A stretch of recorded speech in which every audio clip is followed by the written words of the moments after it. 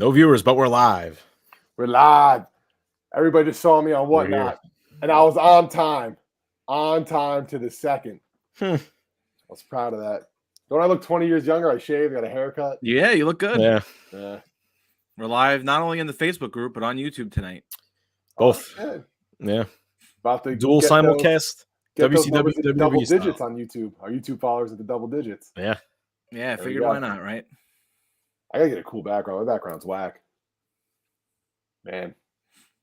So what's going on, everybody? We are live for episode 100. 100. We made it. 0-0. Nearly 2 years in the making, episode 100. Or what I like to call episode 98.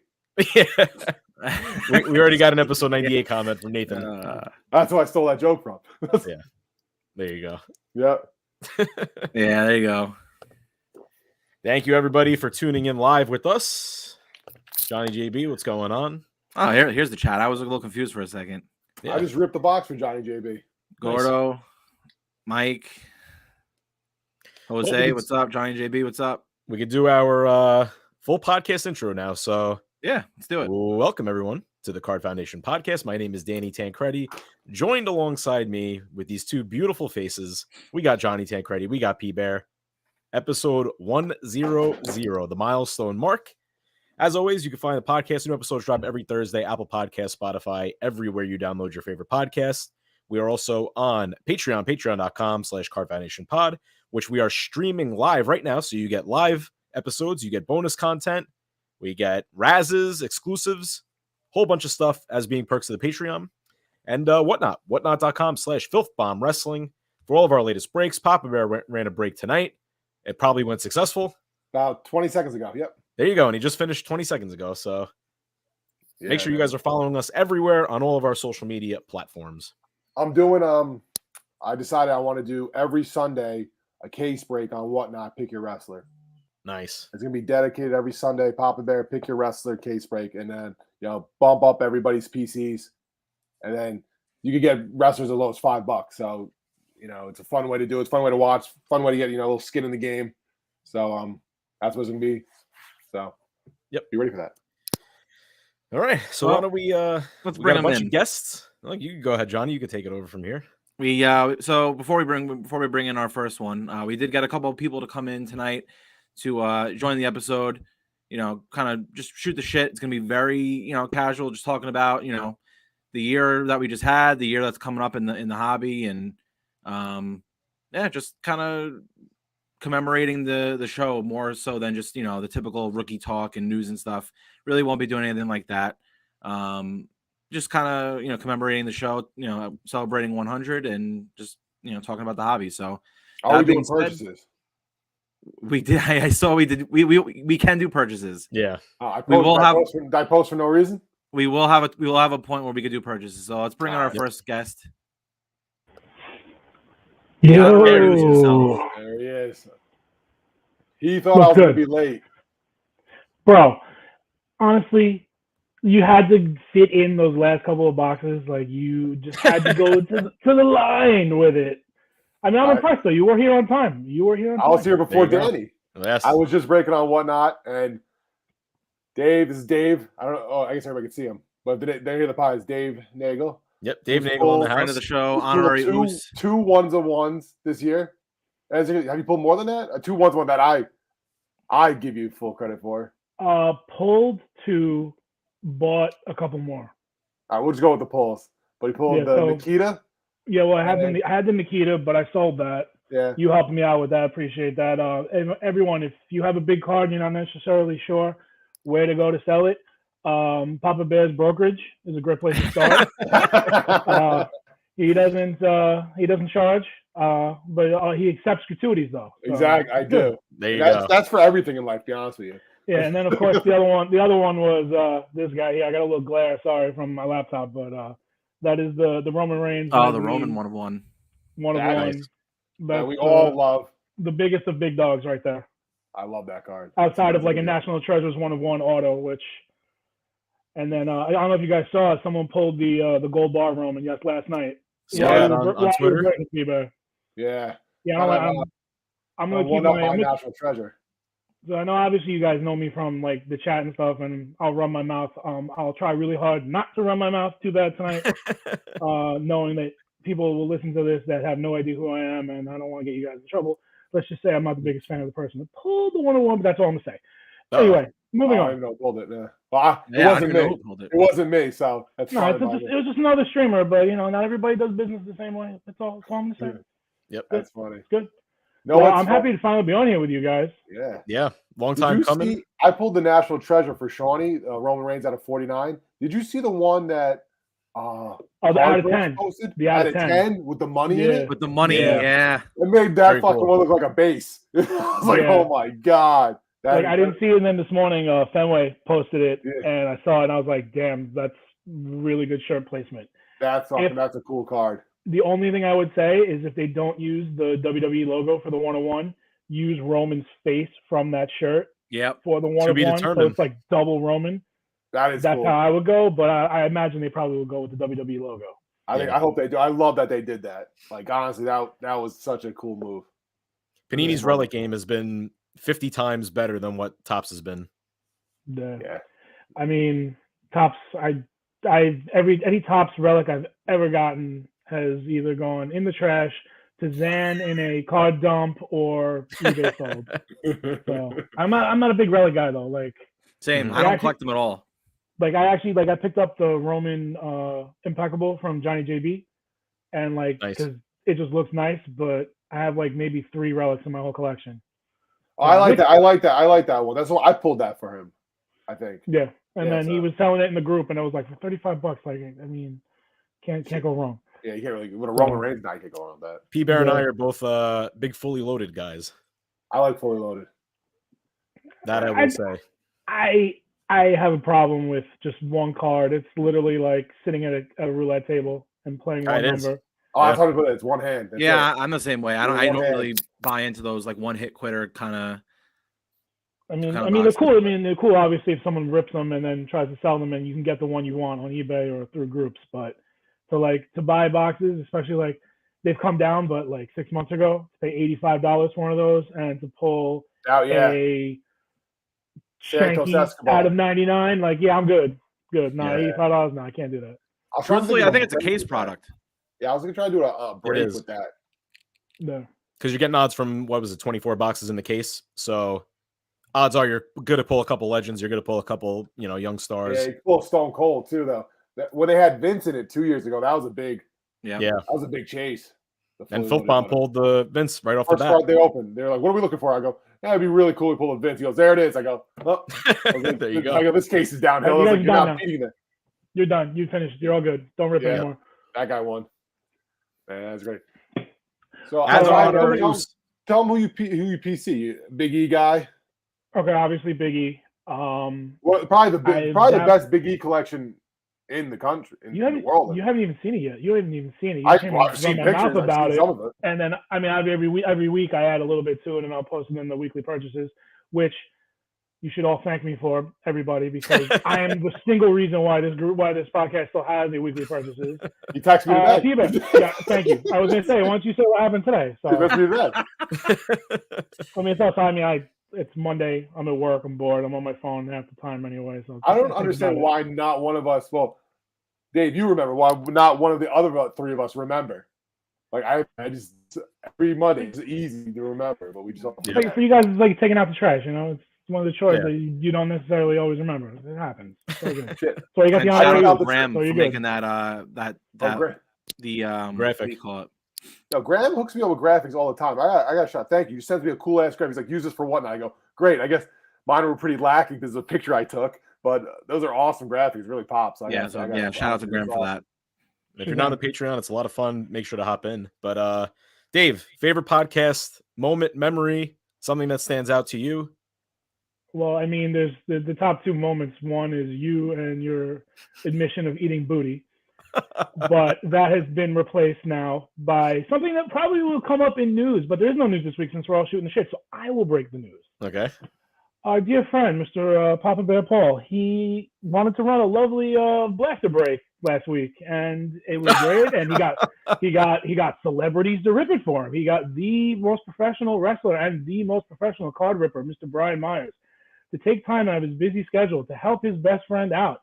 And we get to the stream. They're in Filth Bomb. You got the cameras. It's beautiful. They got all this technology. It's amazing. And we sit down, and all the good brothers are there. We're all in the rip. We're all waiting to watch.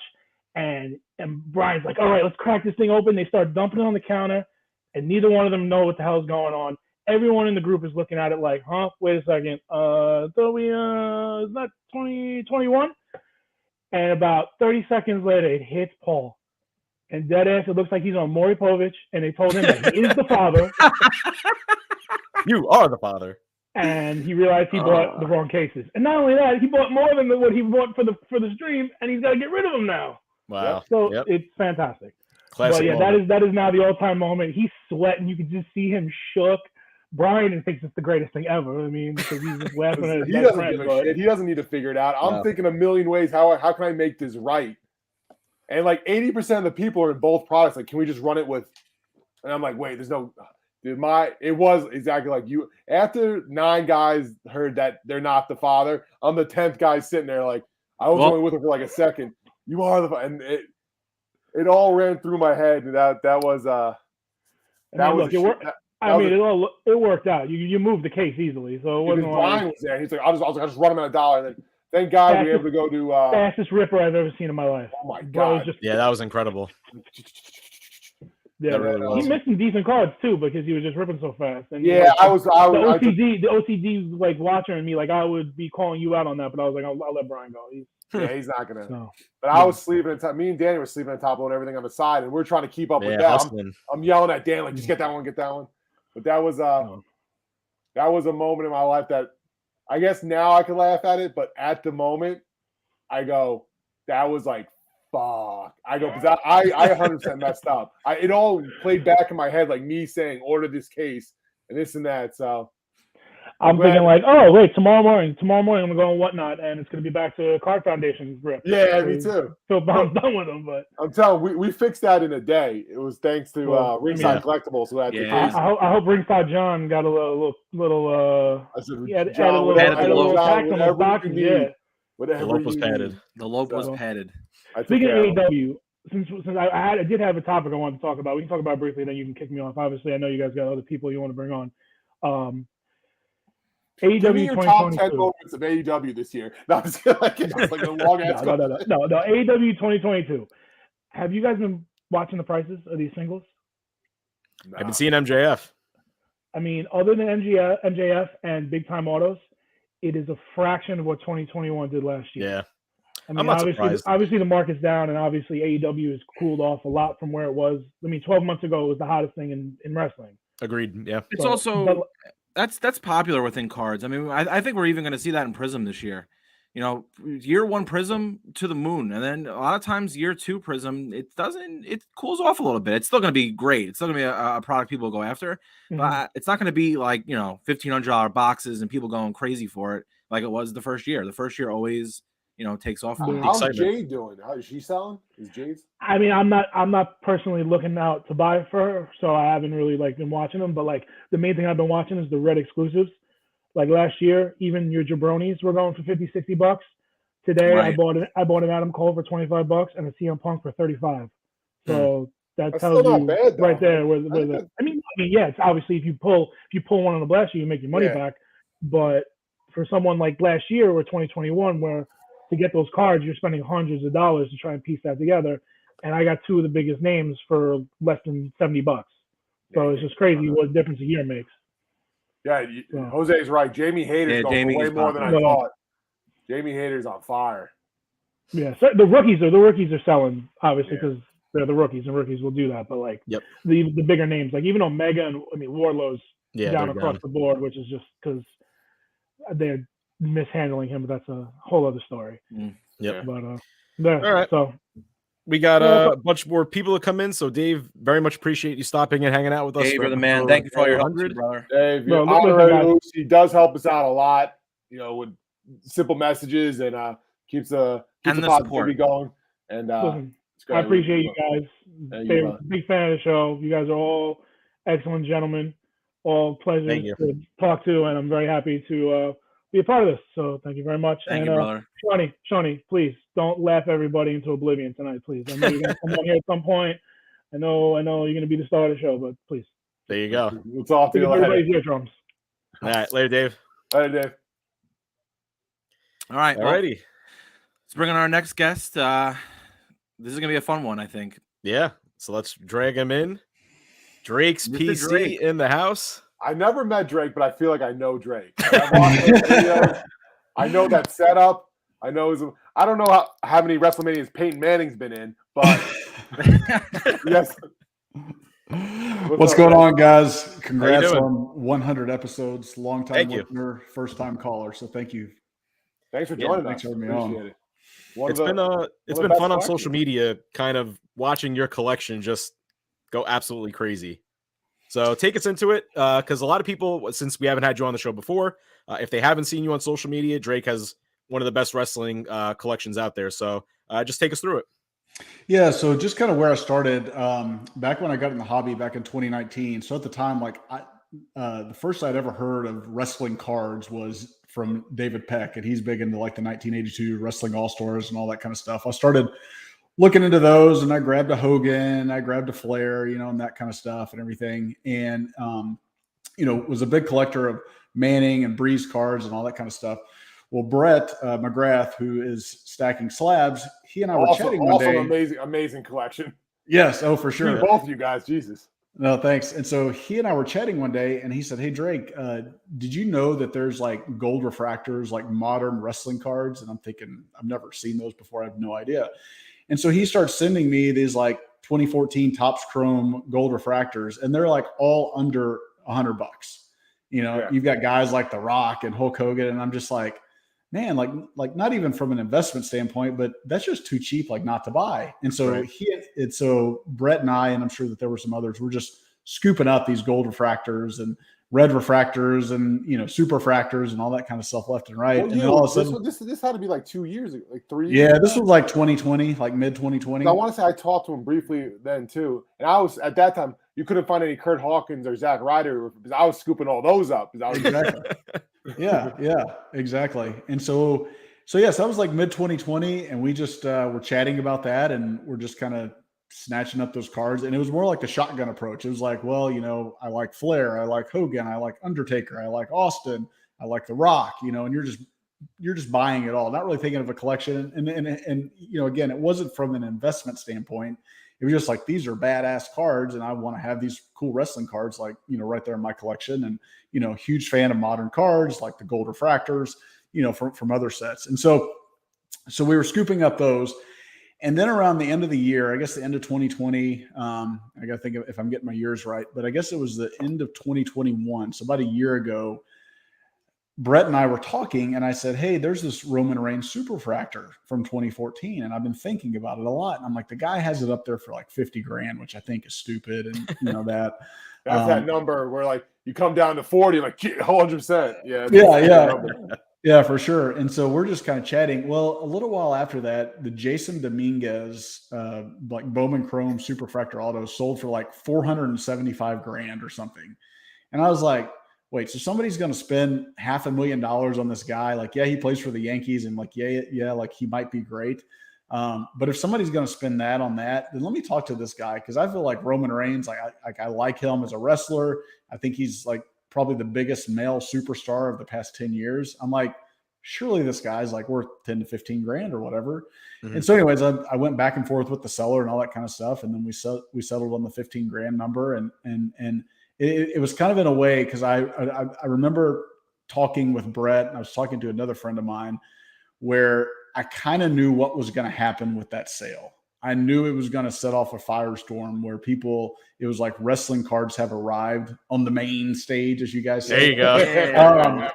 And so it made me really nervous to kind of like have that weight on my shoulders, because I didn't want to be seen as like, like the investor type, or like, that's why I bought the card, because that wasn't why I bought the card. I bought it just because I like superfractors. I like Roman Reigns, like that kind of stuff. And so it was kind of a weird feeling to like, smash that accept offer button, for multiple reasons. Cause then it's like, crap, I got to pay for it now. Right.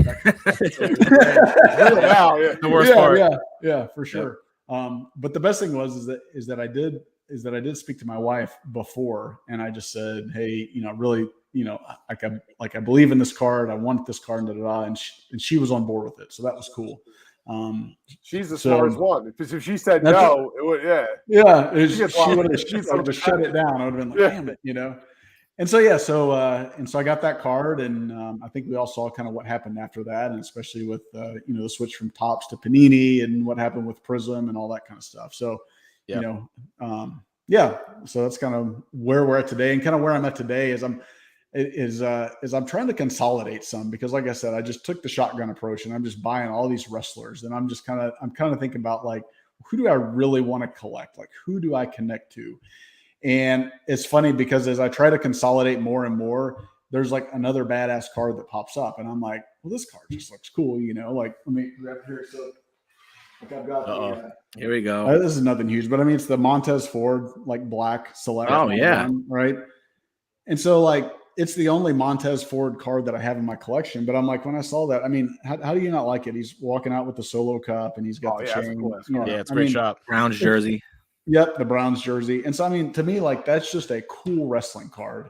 And so there's things that that I still find myself picking up, or even though sometimes I may not collect that person, I just think, like, that's just a cool card that I want in my collection. So It's not to say that I would never not let it go. If somebody comes along and they're like, hey, I'm a huge, like, Montez Ford super collector, I need this card, like, sure, it's yours. But for now, I at least want it in my collection just to enjoy it. One of my favorite cards you own is you own the Vince McMahon Ounce of Ounce. I do.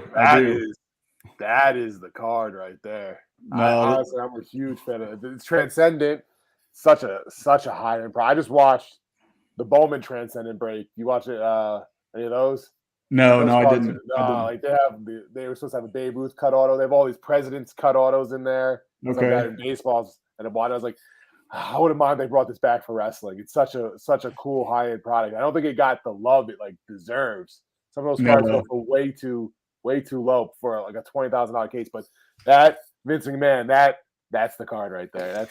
And the auto's nice too. His auto's tough. It's nice. Yeah. I mean, in terms of, like, wrestling autos, he's got one of the worst. It's it's like a scratch scribble. I'm like, come on, Vince. At least you could have said Mr. McMahon, or actually signed your name, right?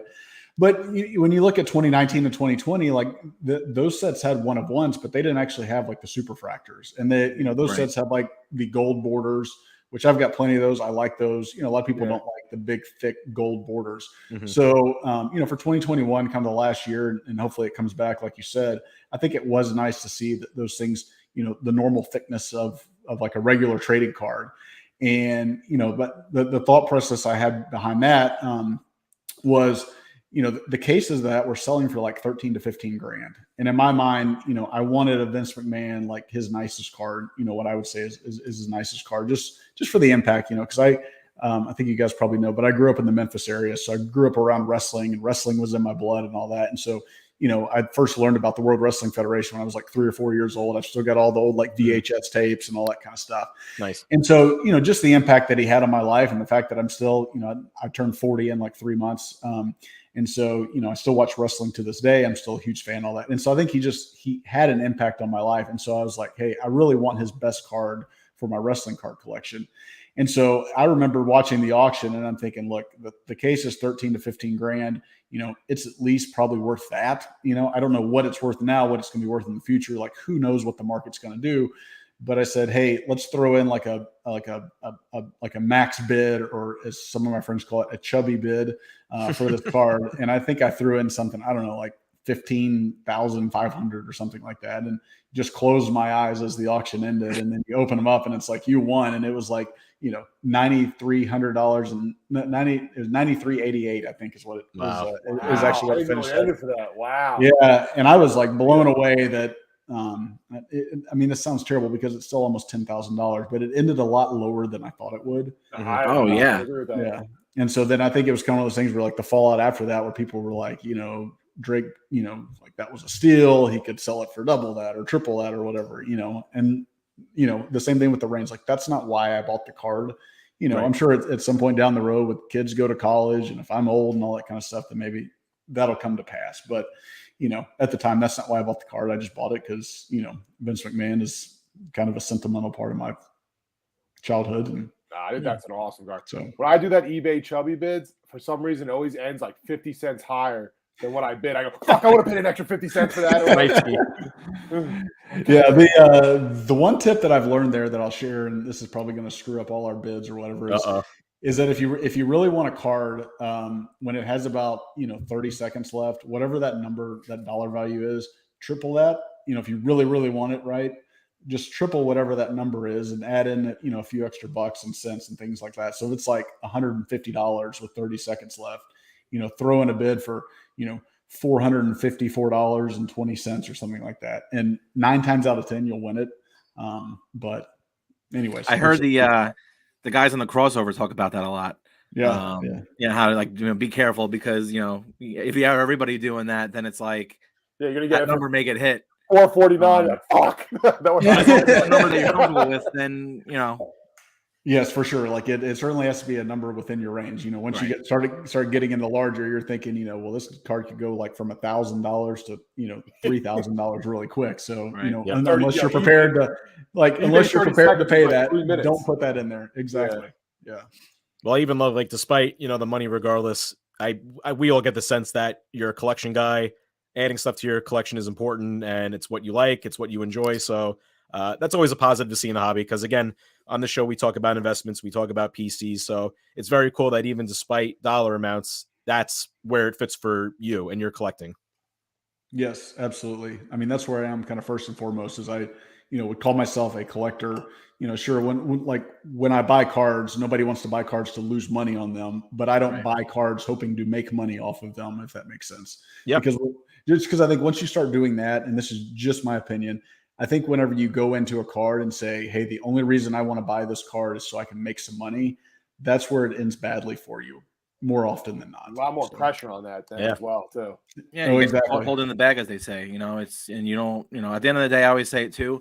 If we all woke up tomorrow and baseball cards weren't worth anything, I'd still be happy with what I had going through my PC and kind of, you know, I still organize everything. I still go through my cards once a week at least, and you know, kind of just cherish all this stuff. Actually, Danny got me a slab frame for my wall for my man cave this year for Christmas, so I can show off all my slabs that I have now. And at the end of the day, that's what matters to me. So.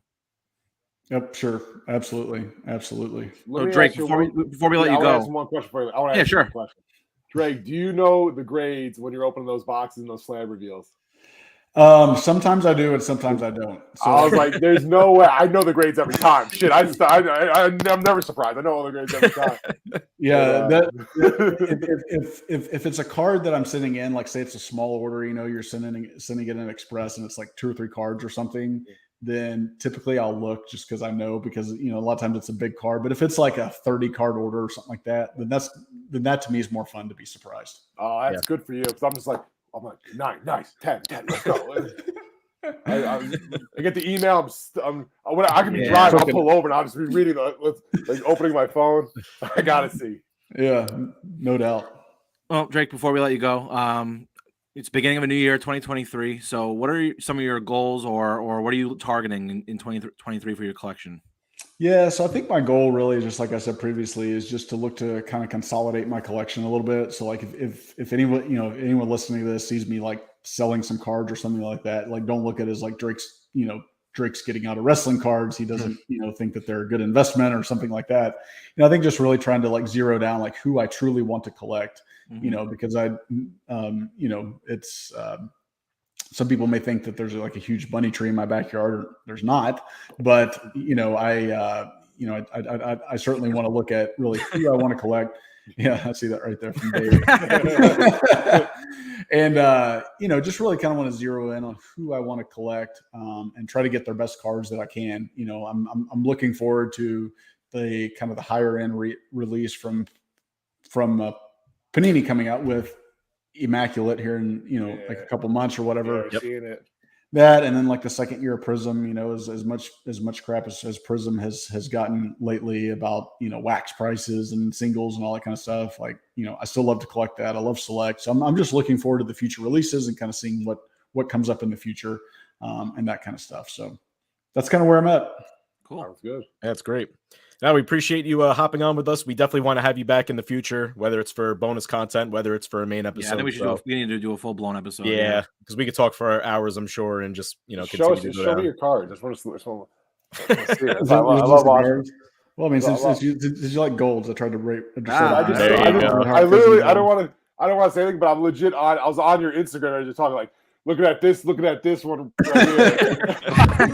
So nice. I was like, oh, you just transcended HBK and the Bret the Hitman Hart. I was like, God, he says so nice. But Drake, thank you so much.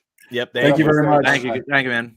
Thank you very much, and congratulations on 100 episodes. And if I could say one thing, just kind of my favorite moment from the first 100 episodes, and that's something you guys are talking about. The whole comment with the Bloodline shirt and walking in and swimming in the puss. I mean, it's one of those things when you're listening to podcasts, you're just kind of thinking like, okay, here's what's coming next, and like whether it's your podcast or somebody else, you kind of get the flow and all that.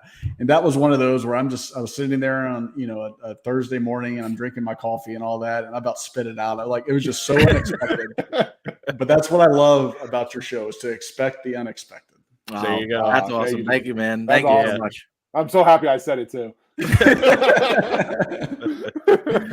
All righty. Thank you, Drake. Appreciate it. Later. Thanks, Drake. Take care. All right. That was great. Yeah, it was awesome. So moving things along. From one super collector to another. Yeah, let's bring in. It's the only way to follow. Hey guys, big time Gelman. I gotta follow Drake's razor sharp chin. Oh my God, that jawline can cut glass. Look at this. I'm just, yeah. What's up, guys? Congratulations on 100 episodes. I listen to you guys all the time, and you guys do a tremendous job. I love hearing content creators sort of talk about wrestling cards, because like I've been in this hobby for so long, and it's never been sort of a focus of enough to sort of get people to start covering wrestling cards. Over the last few years, you guys have really done a great job. So congrats. Thank you, brother. I got one. I'm leading off with a question. God, get right into it. Why Becky Lynch? So I always wanted to know. It's a great question. I've mentioned this on a couple of shows. The reason, so I started collecting wrestling cards in 2017, and it was still relatively inexpensive compared to the major stick and ball sports. So I was like, my son started watching WrestleMania. He comes into the family room one day and he's like, I want to, buy WrestleMania. And at the time, this was like, I didn't know there was a WWE network. I didn't know how it all worked. And so I get into it, and then I realize that there's now a huge, community of people that collect wrestling cards. I'm like, oh, I got to check this out.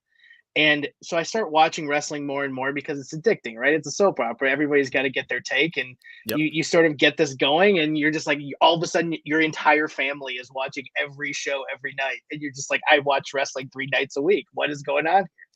At the time I started watching, it was like 2017, 2018, Rise of the Man, whatever. But what really drew me to Becky was my favorite wrestler growing up was Stone Cold Steve Austin. Like, I grew up during the Attitude Era. I'm 40 years old right now, but back then, like I went to SummerSlam 99 with the body, and it was great. Like, Stone Cold was my favorite, and I think coming into wrestling and seeing her sort of rise was like, okay, this is kind of the modern day Stone Cold Steve Austin. And though you're never going to get another Stone Cold, like, it's never going to happen. Mm-hmm. But it's you draw those parallels as a wrestling fan. So that's how I started sort of collecting her. And then, because I have an addictive personality and I don't do drugs, and I got to stop. I got to fund a habit somehow. I start buying all the Becky Lynch cards I can find, and now here I am, where I'm like, I can't stop. So, man, and then Panini did not make this easy for your habit. I'll tell you that. Oh my God! I honestly sometimes I just think about you. I'm like, damn. Like, I put a break together. I'm like, oh, how many? I go, oh, there's like 4 Becky Lynch cards. I go, plus every number card of that card. I'm like, oh my God. Oh my God. Yeah, it's brutal. It's absolutely brutal. Like, and I talked to them. I talked to Lucas Kinzer, and I talked to all those guys, and I'm just like, and when the Immaculate preview dropped, like I had seen some of those cards already, and like, I saw the rest of the preview, and I sent Lucas a message, and I'm just like, man, this stuff looks awesome, but RIP my bank account because, and he's like, I am so sorry, man. Like Chronicles alone, like how many she has so many cards in that, and then all the number cards. And yeah, they're almost she almost has a different look in every one of the cards.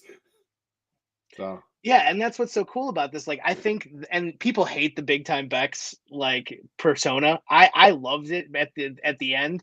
Like, I think it started kind of rough, but like, man, she really sort of got into it, and those pictures just make cards look awesome. Like, she went full on into the gimmick, and like she lived that gimmick, and those pictures are just so cool. And so to see all of that starting to come. Yeah, exactly. Seeing all of that come into the cards has just been so cool. And so, of course, I'm chasing down like everything. Like, you saw how much I dove into Prism. You saw how much I dove into Select, like impeccable Chronicles. Like, I'm literally like gasping at this point. Like, I'm like, okay, guys, I need a break. But like, yeah. And you're thanks, Dave. You're lucky. Wrestling's not as bad as baseball. I think baseball you'd be dead. Like you wouldn't be able to do it. Yeah, absolutely. Wrestling at least gives you a little bit, a month or a little bit more than a month cushion to kind of get your bearings in there. But God bless you. I've sent people. Did you see that guy who collects all the Wilson Contreras cards? Like, that's me, but like at a much lesser extent. Like there's a guy on Instagram who like does what I do for Wilson Contreras. He's a Cubs catcher, or used to be a Cubs catcher. I don't know if he still plays for the Cubs, but the guy has just a massive collection. But even the lowest investment grade baseball card is like 10 times as expensive as the highest investment grade wrestling card. So I could be like in an early grave if I was collecting football or baseball, but because it's wrestling, thankfully it's still okay. Yes. Well, the one thing I've noticed over the last, 100 episodes for us, and just, researching things, and just, on Twitter and Instagram, obviously it's how we got to know you. And, the one thing I did notice was, especially with Panini, was that you embraced this modern era that we're in right now with Select and Prism and the refractors and the fun relics and stuff like that. And, I think that was one of the things that I was a little nervous about entering this space publicly with a podcast. Obviously we've been collecting for a while, but, we're modern collectors, so I was just nervous to see how the rest of the hobby, the wrestling card hobby, would kind of take to Panini and a lot of these brands we've been opening for years, just in other, baseball, basketball, and football, whether it's Prism or Chronicles, Select, whatever. So to see you kind of really big up Panini and what they've been doing from the modern side of it I think is really important. Yeah, I mean, like, and that's the thing. Like, I've been at the forefront of social media since like 2009. Like, so I've had a website. I've known all the card guys. I've known Topps guys. I've known Panini guys. I've known Upper Deck guys. Like, I go way back. And so being able to sort of transition that to be sort of a modern voice of the modern WWE collecting person on Twitter or whatever, like, obviously it hasn't come without its, problems, but, it's because you put yourself out there. You're exceptionally vulnerable because here's your opinion and a lot of people see it.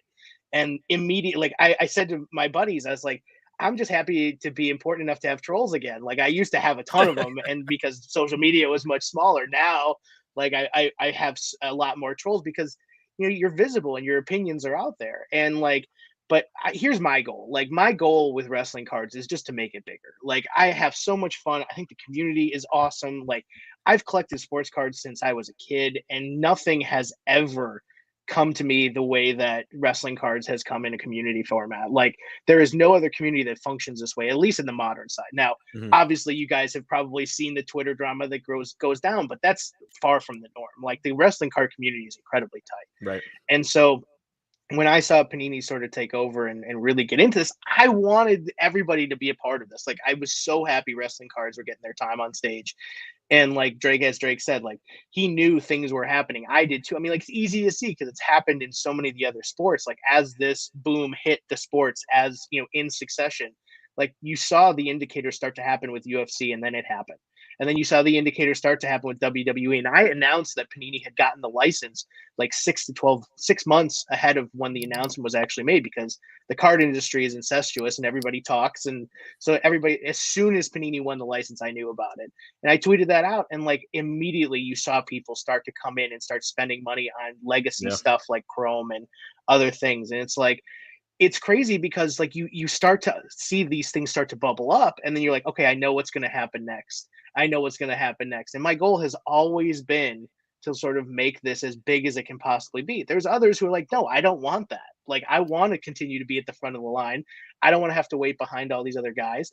But for me, it's a validation, man. It's like, this is what I put so much blood, sweat, and tears into. I want that to be cool. I want my stuff to be more valuable. I want to be, seen as a much more important collector. Like, those things don't happen without the boom. So yeah, it's been crazy. And like, but you've seen the backlash, right? You've seen how people have reacted to it, but that's not the norm. It's a vocal minority.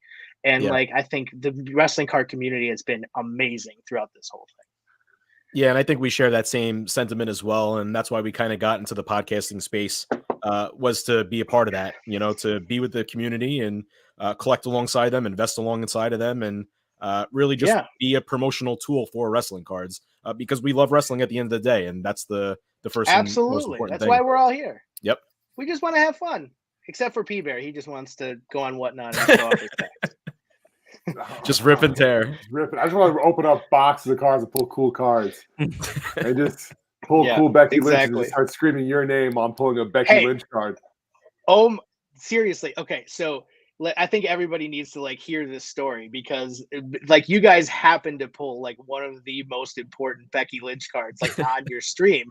And like how many messages I got immediately after that happened, and I was able to acquire the card. Like, that was even cooler. So like, it was just like this whole sort of full circle moment. That was one of my absolute sort of favorite experiences throughout this whole thing. Is like the one podcast that I listen to constantly pulls like one of the most important Becky Lynch cards in the entire set, and immediately I'm getting like 100 messages. You know what they just pulled?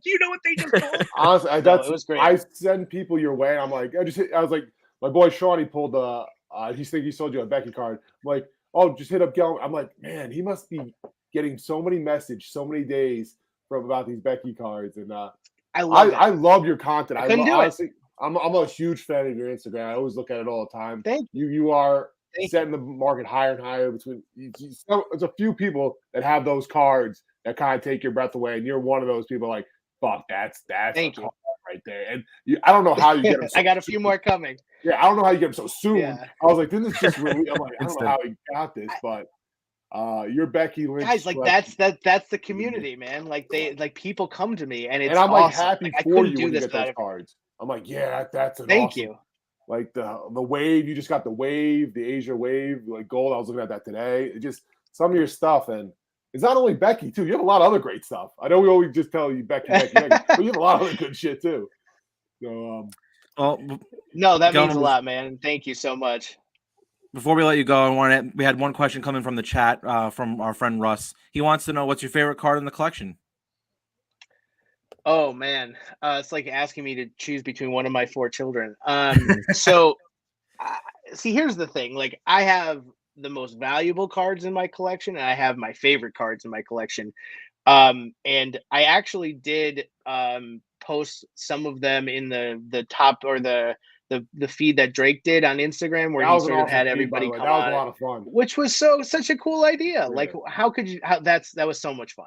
Mm-hmm. But yeah, so let's see here. So my favorite card and my most valuable card, I'll show 2 of them. So Drake was talking about the Transcendent Superfractors, which I've told you guys before, it's my favorite wrestling set ever produced. No one will ever be able to convince me that they're not the coolest cards ever. There's only 50 of them, or 52 of them, and they're possibly never going to be made again. And these cards are just gorgeous. And so I've got the Becky Lynch. I'm showing it on camera. I know this is probably going to be in podcast format as well.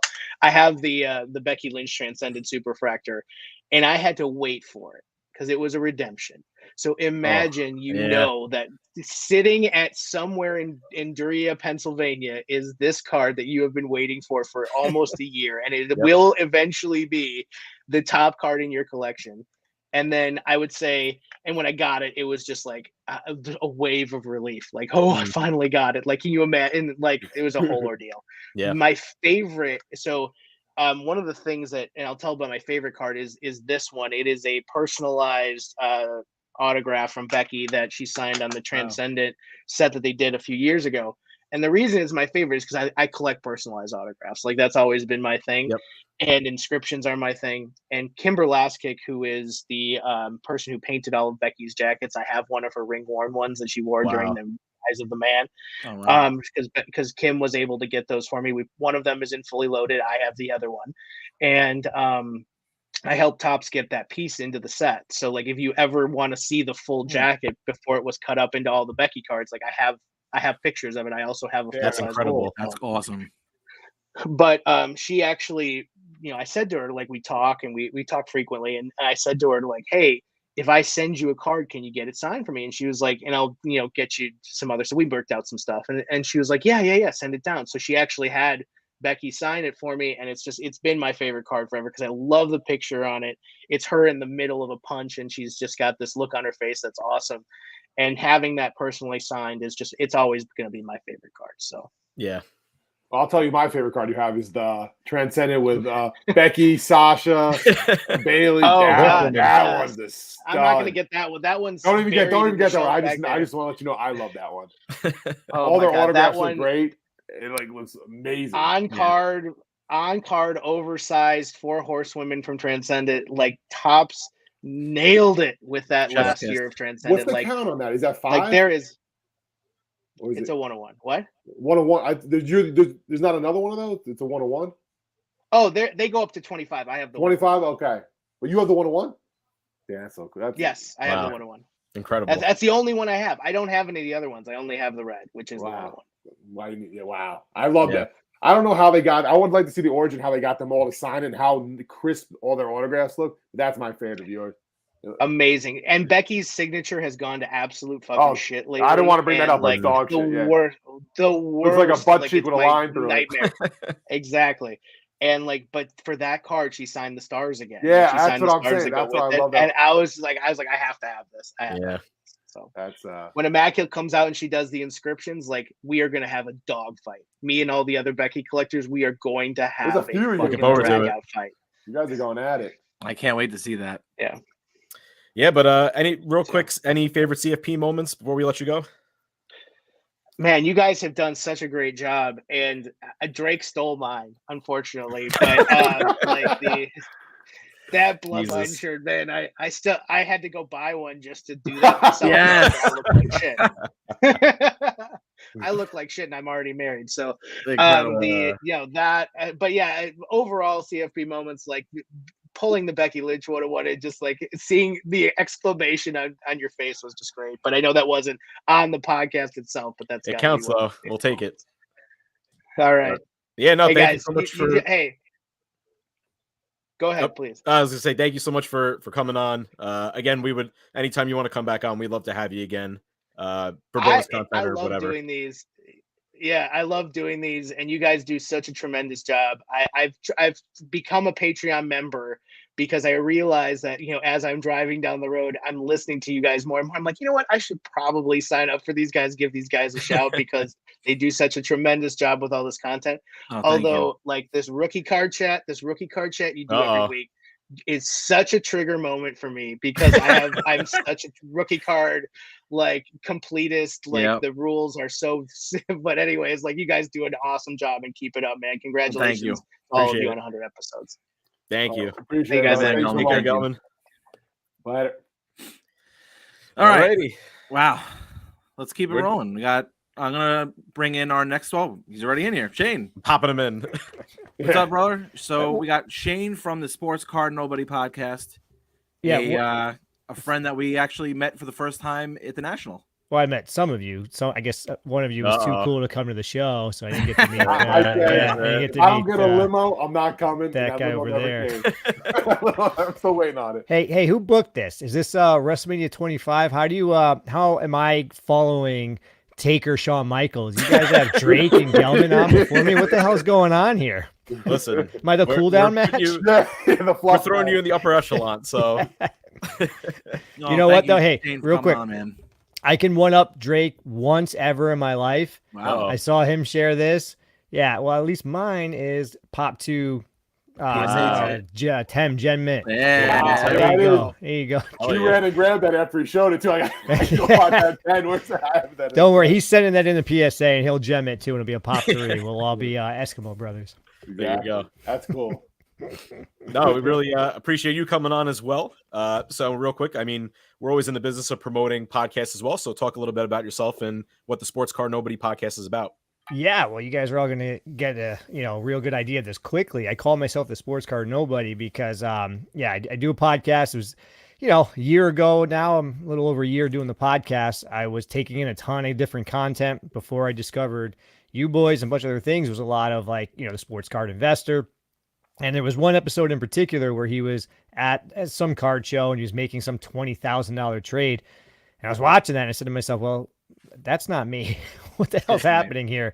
And I felt like at that time there just wasn't enough nobodies, people my level, lower level, mid-level collecting, making content. So I figured I would do it. Now, since I've discovered a lot of other fantastic podcasts that are similar, share a lot of my philosophies, which is great, seeing more of that and realizing not everybody's super rich doing this thing. Yeah. Well, that's how I found your show. Scouring Twitter, and I'm same reason. I'm kind of looking for content. And we have our own show. I'm always listening, trying to find more podcasts, and I'm like, again, I can't compete with some of these big time collectors and sales and $20,000 trades. I'm not my PC. Danny always jokes around all the time. My PC is he has maybe 5 cards that are worth my whole thing. But that's just the way I've always collected. I always super collected players and just guys that I liked and not necessarily the biggest stars or anything. So when I stumbled upon your show, I was like, this is perfect. Yeah. Another collector just like me that, just loves cards, not necessarily for, the big values or the big time trades, but just, the love of the hobby. Yeah, I appreciate that, man. I mean, the investment side is important, right? We need that because that's what makes the whole thing tick. And if there's not a lot of money to be made, Panini's not going to go out and buy the WWE license, and they're not going to, Fanatics isn't going to buy everything up and keep producing stuff that we can collect and, have men in tights and cardboard on cardboard in our offices. So we need the investment stuff, but I'm in it for the sentimental stuff. I love the stories. I love having cards that I can express something about myself. Somebody walks in here and sees the Bret Hart stuff or Sandy Koufax card. They get that, oh, that's something that's important to me. So that's really why I'm in it. If I can tell a story with my cards and express something, then I'm all for it. Well, it's funny because that's how I, the reason why I got Johnny that display case is like, dude, you need to appreciate your collection a little more. Like, you might not, in other people's eyes have the greatest stuff, but there's stuff that you should be proud of that you should display. So every time 100%. I look at my displays above me, it's like, this is art. This is something I love, and I've always been passionate about sports. So it's refreshing and glad to see that you share the same sentiment.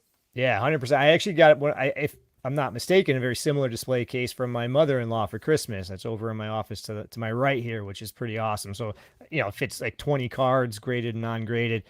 Cards that were sitting in a drawer that I didn't have room to display on the desk. So it's awesome having something like that. It's a good gift. Hey, real quick, you guys are part of Major Pod, but they can't get Danny a green screen so that shot can look a little bit better up there. Dude, it's either my camera or it's terrible. It's peeking through. It couldn't drive me more nuts me staring at that and like this. Good. I'm just gonna. Off. It just pissing me off. Bother Pete there. I'm glad you brought that. I was gonna text him like, just take that shit off. I don't know why it's just chilling above my head. That's something. Smart Mark, if you're listening, help a brother out, man. Yeah, right. I know he's busy. He's busy on AEW every week, but we got to help our brother out. too big to get some proper green screen action over there here. You go. Funny, at Filth Bomb, they just painted all the rooms green. The green, all the rooms are like, so when I go to break there, they're all green. I brought my son there, and then he was watching on the phone. I hear him tell my wife, he's like, I just want to let you know, those are all fake in the background. There's all the logos. He's like, the walls are really green. I was like, hey, you figured it out. Yeah, it's get yourself a real green. Just paint it green. Paint your room green. You're ruining the magic, man. Yeah. But I honestly, back to that display, I love that display. In my closet, actually, I have like a little display of all of my favorite cards, stuff like that. And like, so a family member came over the other day. He's like, "Oh shit, that's your dad's card. You got graded." Like the Nolan Ryan guy. I was like, "Yeah, it's a conversation starter." So I know Johnny probably has them all tucked away in his shoebox under his bed, probably neatly organized like a psycho. Yeah, like by sport and by person, and it's sick. It's sickening. It is like some sort of psycho killer. But let's get a few displayed. It's a nice conversation for other people to see the cool stuff you got. Yeah, that's the thing. The conversation starters is my favorite part. Somebody walks in, you can just start talking about whatever. Oh yeah, cool Dodgers cards over there. Yeah, well, here's why I have that. That's the best part about the whole hobby. Yeah, so I'm gonna bring in someone else that I know does a lot for the hobby, the wrestling card hobby, and someone I know that Shane, you know very well. Tony. What's going on? Tony, what is that from? Like a security camera? That shot looks like it's like up in the corner of the room. I'm at home, man. All my equipment's at my store, so I'm just sitting here on my phone. It's really weird for me. Incredible. Tony, what's up, man? Hey guys, happy New Year and happy 100th, guys. Appreciate it. Thank you. Yeah, huge congrats on that. That's incredible. 100. That's those milestones. I don't know if you guys have those things in your mind when you started this, but I hit 50 and that felt like a huge accomplishment. I mean, 100, that's crazy.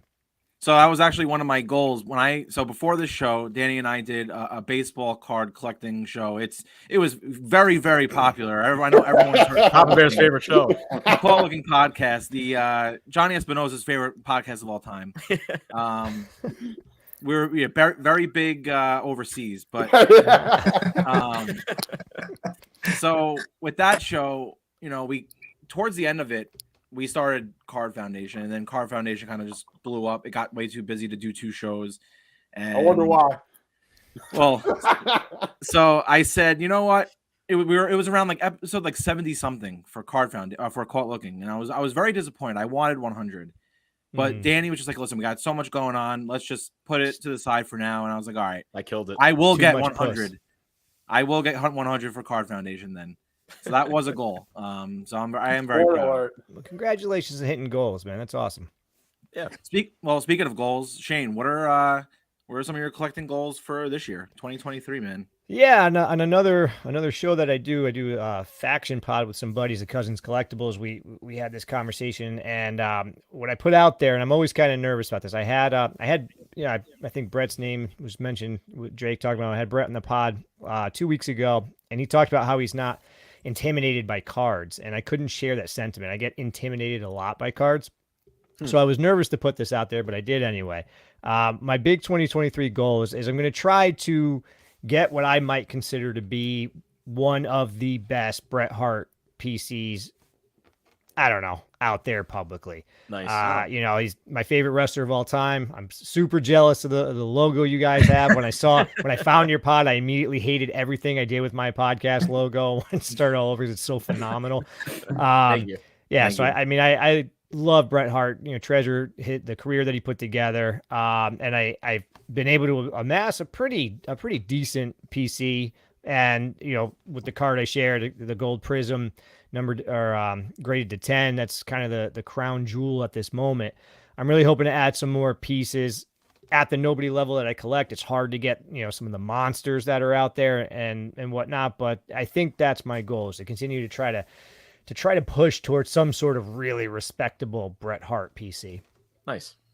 And the best thing about Bret Hart is you can never go wrong with a Bret Hart auto.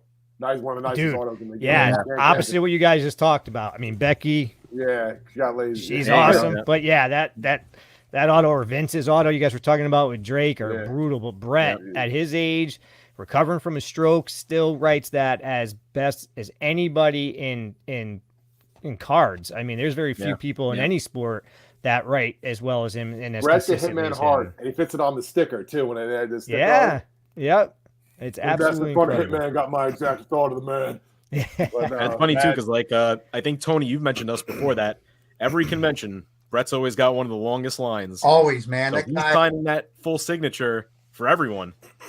Every time I've ever seen him at a show, especially back in California, I see him up in the Bay Area for old Kurt White's promotion, BTW. And every year Bret was there for I'd say probably 12, 13 straight years in a row. Didn't matter who else they brought in. Bret had the longest line. Yep. Wow. Tony, I was thinking about you the other day, Tony. I pulled a Kurt Angle autograph. That motherfucker's getting lazy with those autographs, brother. Yeah, I know, right? Right? A lot of Kurt Angle news coming out today too, huh? Yeah, quite the news. Yeah. I'm not bothering him. Well, it's funny too because his we haven't talked. I don't think we talked about it on the pod yet. His Panini Hall of Fame card has his TNA Hall of Fame date on it and not his WWE Hall of Fame Right? date. Someone crazy posted is that? I saw that and I got, God, who doing QA over there? Yeah, that's kind of rough. Yeah. They should be like, how many people get inducted at 2 different Hall of Fames? What do you want from me? It still fits, but there's a couple big misses, right? That Asuka's autograph is upside down. Upside down on the sticker. Yeah. There's a couple. I just pulled that. I go, this looks weird, and I just kept going, but that's wild. Right. And it happens. I mean, we know at this point from talking to pretty much everyone we could possibly talk to, mistakes happen, but yeah, Well, I mean, Tops has the wrong saying, Max Muncy autographs. isn't the saying that's so Tops? that's how it was part of the beginning It's of the show. going over That's So Panini and That's So Upper Deck at this point. It's going everywhere. That's so hobby. That's so That's manufactured. so hobby. Oh, Tony, I know you've been That's busy. so Fanatic soon. Yeah. Yeah, true. It's going to be just one. Yep. Tony, I know you've been busy lately. What's been going on, man? Just grand opening a store here in a couple weeks. Got the Wrestling Guy store opening up here in Phoenix, Arizona on the 14th. I got good old Honky Tonk Man coming in for a couple hours to meet fans there for the day. Nice. You got him, go and get it. What was that? Brian used to call the Honky Tonk Man in his voicemails, you got him, go and get it. And I don't know why I know that, but I remember hearing the Honky Tonk Man's voicemail. It's just it was nice for him. He reached out. I helped run a show up in Anchorage, Alaska called Arctic Comic Con, and he used the contact us form to inquire about being a guest for 2023. And then eventually it came back to me when the promoters agreed to it, said, okay, this is Tony. He's going to go ahead and write up your contract and get it to you, blah, blah, blah, blah. And so I replied to him saying, hey, it's my birthday this weekend. I'll get it to you on Monday. And he replied back just to me, not copied everybody else. He goes, hey, take your time. It's okay. And by the way, is this who I think it is? And I said, could be. And next thing you know, we just had a conversation. It's like, oh my God, how you been? Because we lost contact for a while. Mm-hmm. And then I just happened to mention, I said, hey, I'm opening up a store here in Phoenix. I believe you live here, don't you? He goes, yeah. And I go, would you mind coming in on my grand opening and signing? He goes, yeah, I'll give you a couple of hours. Nice. Great. Shit. So it's nice to have that. But it's a good way to kick off. Response has been pretty good. Well, I'll give you I'll do a little drop for you guys right now then. So going forward, he will be the first of many. As we have in-store appearances, I will be making a custom trading card for each person that comes in. Nice. And it'll be an ongoing series for every guest that comes in through my into my store. That's awesome. great. That's awesome. Great to hear. That's awesome. The first I've told anybody besides Paul today. Sweet. Wow. So a little wait before you told Zan? I haven't even talked to Zan yet. Shit, he's gonna be pissed. Let me some heat there. You got a CFP exclusive. Yeah. You didn't drop that on Worlds Collide. You dropped it on this. Oh shit. Hey, I've had to fill your shoes once before, brother. Well, Danny and I are actually going to be in Phoenix in November of 2023 for a wedding. So you better come by. Oh, you know we will. We are coming in a couple days early. We got. I just recorded today the monthly recap for our show, and Paul is going to be coming in. He's flying in from Toronto and going to hang out with me on the end of the month, and we're going to record our monthly recap for January together. Same cool. Nice. That's cool. Exciting. So it'll be nice. They're going to come out and check out the store and hang out for the weekend. So it'll be nice to see them. And other than our store, obviously, we've mentioned it a million times on our show, but there are, can't say any enough good words about the website that you run and operate, WrestlingTradingCards.com. Oh yeah, it's helped me every single week. I produce the show, I make the notes, and I go and look for the rookie cards and other stuff, and just stuff like if we're going to talk about a set, I use your site for the checklists. It's been a tremendous help for me. I know for a bunch of people in this hobby that are collecting, and it just, again, just wanted to thank you for that. Thank you, man. It's we just celebrated our 20th anniversary last month. Wow. Congratulations to you. Some milestones this year to kick And 20th anniversary for WTC, 10th anniversary for the Wrestling Card Price Guide. There you go. Crazy. So Wow. it's just this hobby has just grown tremendously, especially in the last like 3 to 4 years, I'd say. Just huge. Like never when I started collecting did I ever imagine that, there'll be all these podcasts. I mean, you guys handle so much great stuff when it comes to especially the modern stuff. It's just who would have thought that here we are. When I started doing, the only person I could find doing a podcast was Zan, talking about wrestling cards. So I just said, screw it. It's pandemic. What else am I going to do? My booking business got down. So might as well do something. And I relaunched and brought back WTC. And then all of a sudden, like, hey, who's this guy? These guys, Card Foundation podcast? Who are these guys?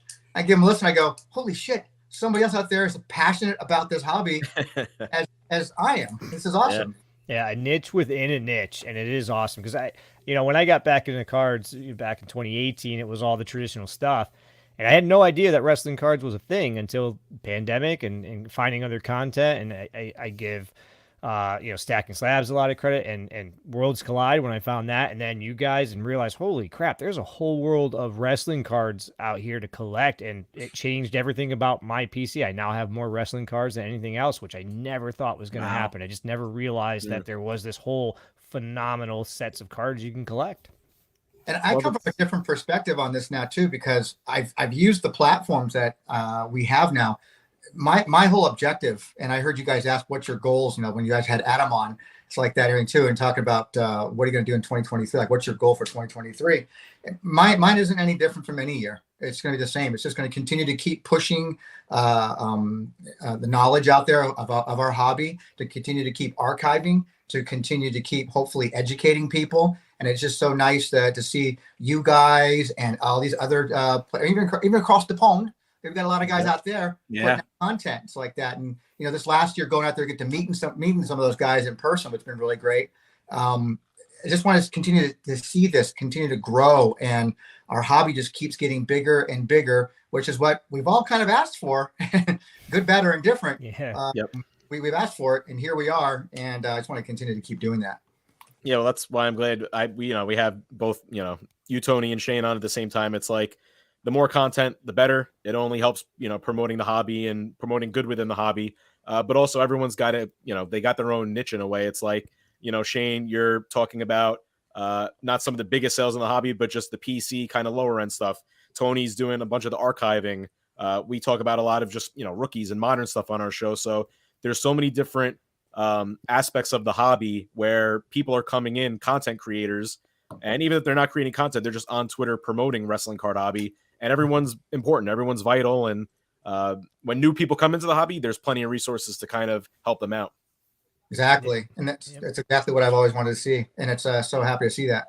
And yeah, both one of you the guys- things that absolutely drew me to the hobby, to this part of the hobby so much, was really how awesome the wrestling community is. Reaching out to people through Instagram and DMing and Twitter and all that, and the amount of positive responses and real sense of community you get is I mean, I think it's beaten any other sport that I collect. It's phenomenal. I agree. Yeah. Oh, for sure.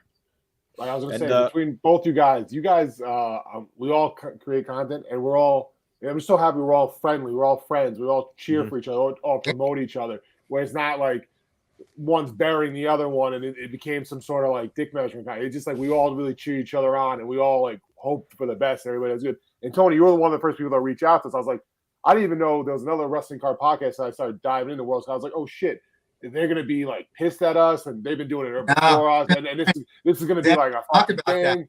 I remember we talked about that, and Zan and I both immediately go, no, this is a good thing. There's other new content. Let's have more people out there with more voices. That's why it was so important for like last year being at the National. That was a huge thing for us. In 42 years of that show being in existence, they never had to talk about wrestling cards. So Paul had the idea and asked me, he goes, what do you think if we try and shoot for being like getting a table? First, it's about getting a table at the National. Yep. And that turned into like, what about being part of a panel to talk about wrestling cards? Holy shit, you serious? And so it became Paul and I, and mostly Paul, doing all this work out there to try to make that happen. And I said, well, it can't just be us. I mean, and we knew Chuckster was coming. Of course, Chuckster's going to be a part of it. I mean, who doesn't want to hear Chuckster? And then it's like, I said, we got to invite the Card Foundation guys. They're going to be there. They're going to be there. They have to be there. And so I was like, well, we got 2 of the 3. I guess I don't know if that was the best 2 of the 3, but we got them. I'm glad somebody said it. Yeah. And it was like it just made perfect sense, and it was to me, that was a highlight moment for me for 2022 was being able to be on a stage. Yep. We basically we closed out the show on Thursday night, and to be able to talk for the first time to a public, about wrestling cards. It was amazing. Yeah. And having you guys on was it was key. We had to have you guys on. There's no way, shape, or form. We couldn't do that without you guys. And we appreciate it. And we're very glad to collab with, everyone out there that's just a part of this community. So you guys are so important to the hobby in general. And it even kind of, goes into sports. If sports people are coming in, it's the same thing. So it's always glad to see. And I can't wait to be able to do it again eventually, hopefully at the next national or whether there's a separate meetup. So Paul we get to do that. Some plans for 2023 national. There you go. So we'll be ready. We got some plans. Guys, better bring all your trade bait. That's all I can tell you. Sounds good. Okay. Bring all your trade bait. And by the way, speaking of cards, and so I'm still waiting. I haven't seen my Card Foundation cards.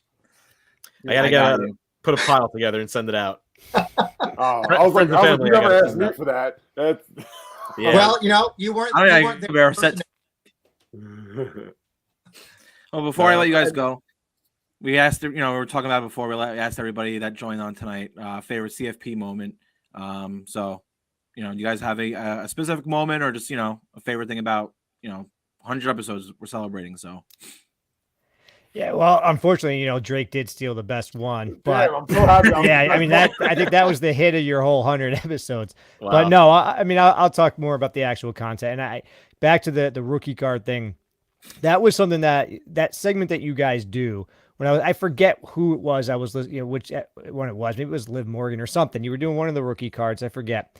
And that was a moment that really helped really open my eyes to what the wrestling card world was. I had heard all about the cards and heard a lot about, the 2014 top set and how special that was, and a lot of modern and vintage. Obviously the 82 All-Stars is so big, but the way you guys break down the rookie stuff, that it really made a connection to me to the sports card world that really opened up a door. So that content is absolutely incredible and had a big impact on my collecting. So thank you. I appreciate that.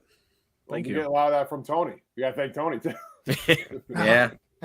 That's a collective effort. I know that I present myself as being like the face of that. I mean, I am the founder and owner of the site, but it's actually been a community of people out there who have, the knowledge comes from a lot of different people, and all we do is just archive that knowledge. It comes from, the Pauls and the Chucksters and the Armands and the Anthonys and all these other guys out there who just constantly are searching for all this information about wrestling cards. And even when you think you've got it all, you still kind of are, especially about a particular release, you discover like, wait a second, that's not the right thing. And you find something new about an old set from 35, 40 years ago. And you're like, holy shit, I didn't realize it's been sitting in front of my face this whole time. So It's what's so cool about archiving all that stuff. But for me, my moments are going to have 2 moments. One I already talked about, which is the national with you guys.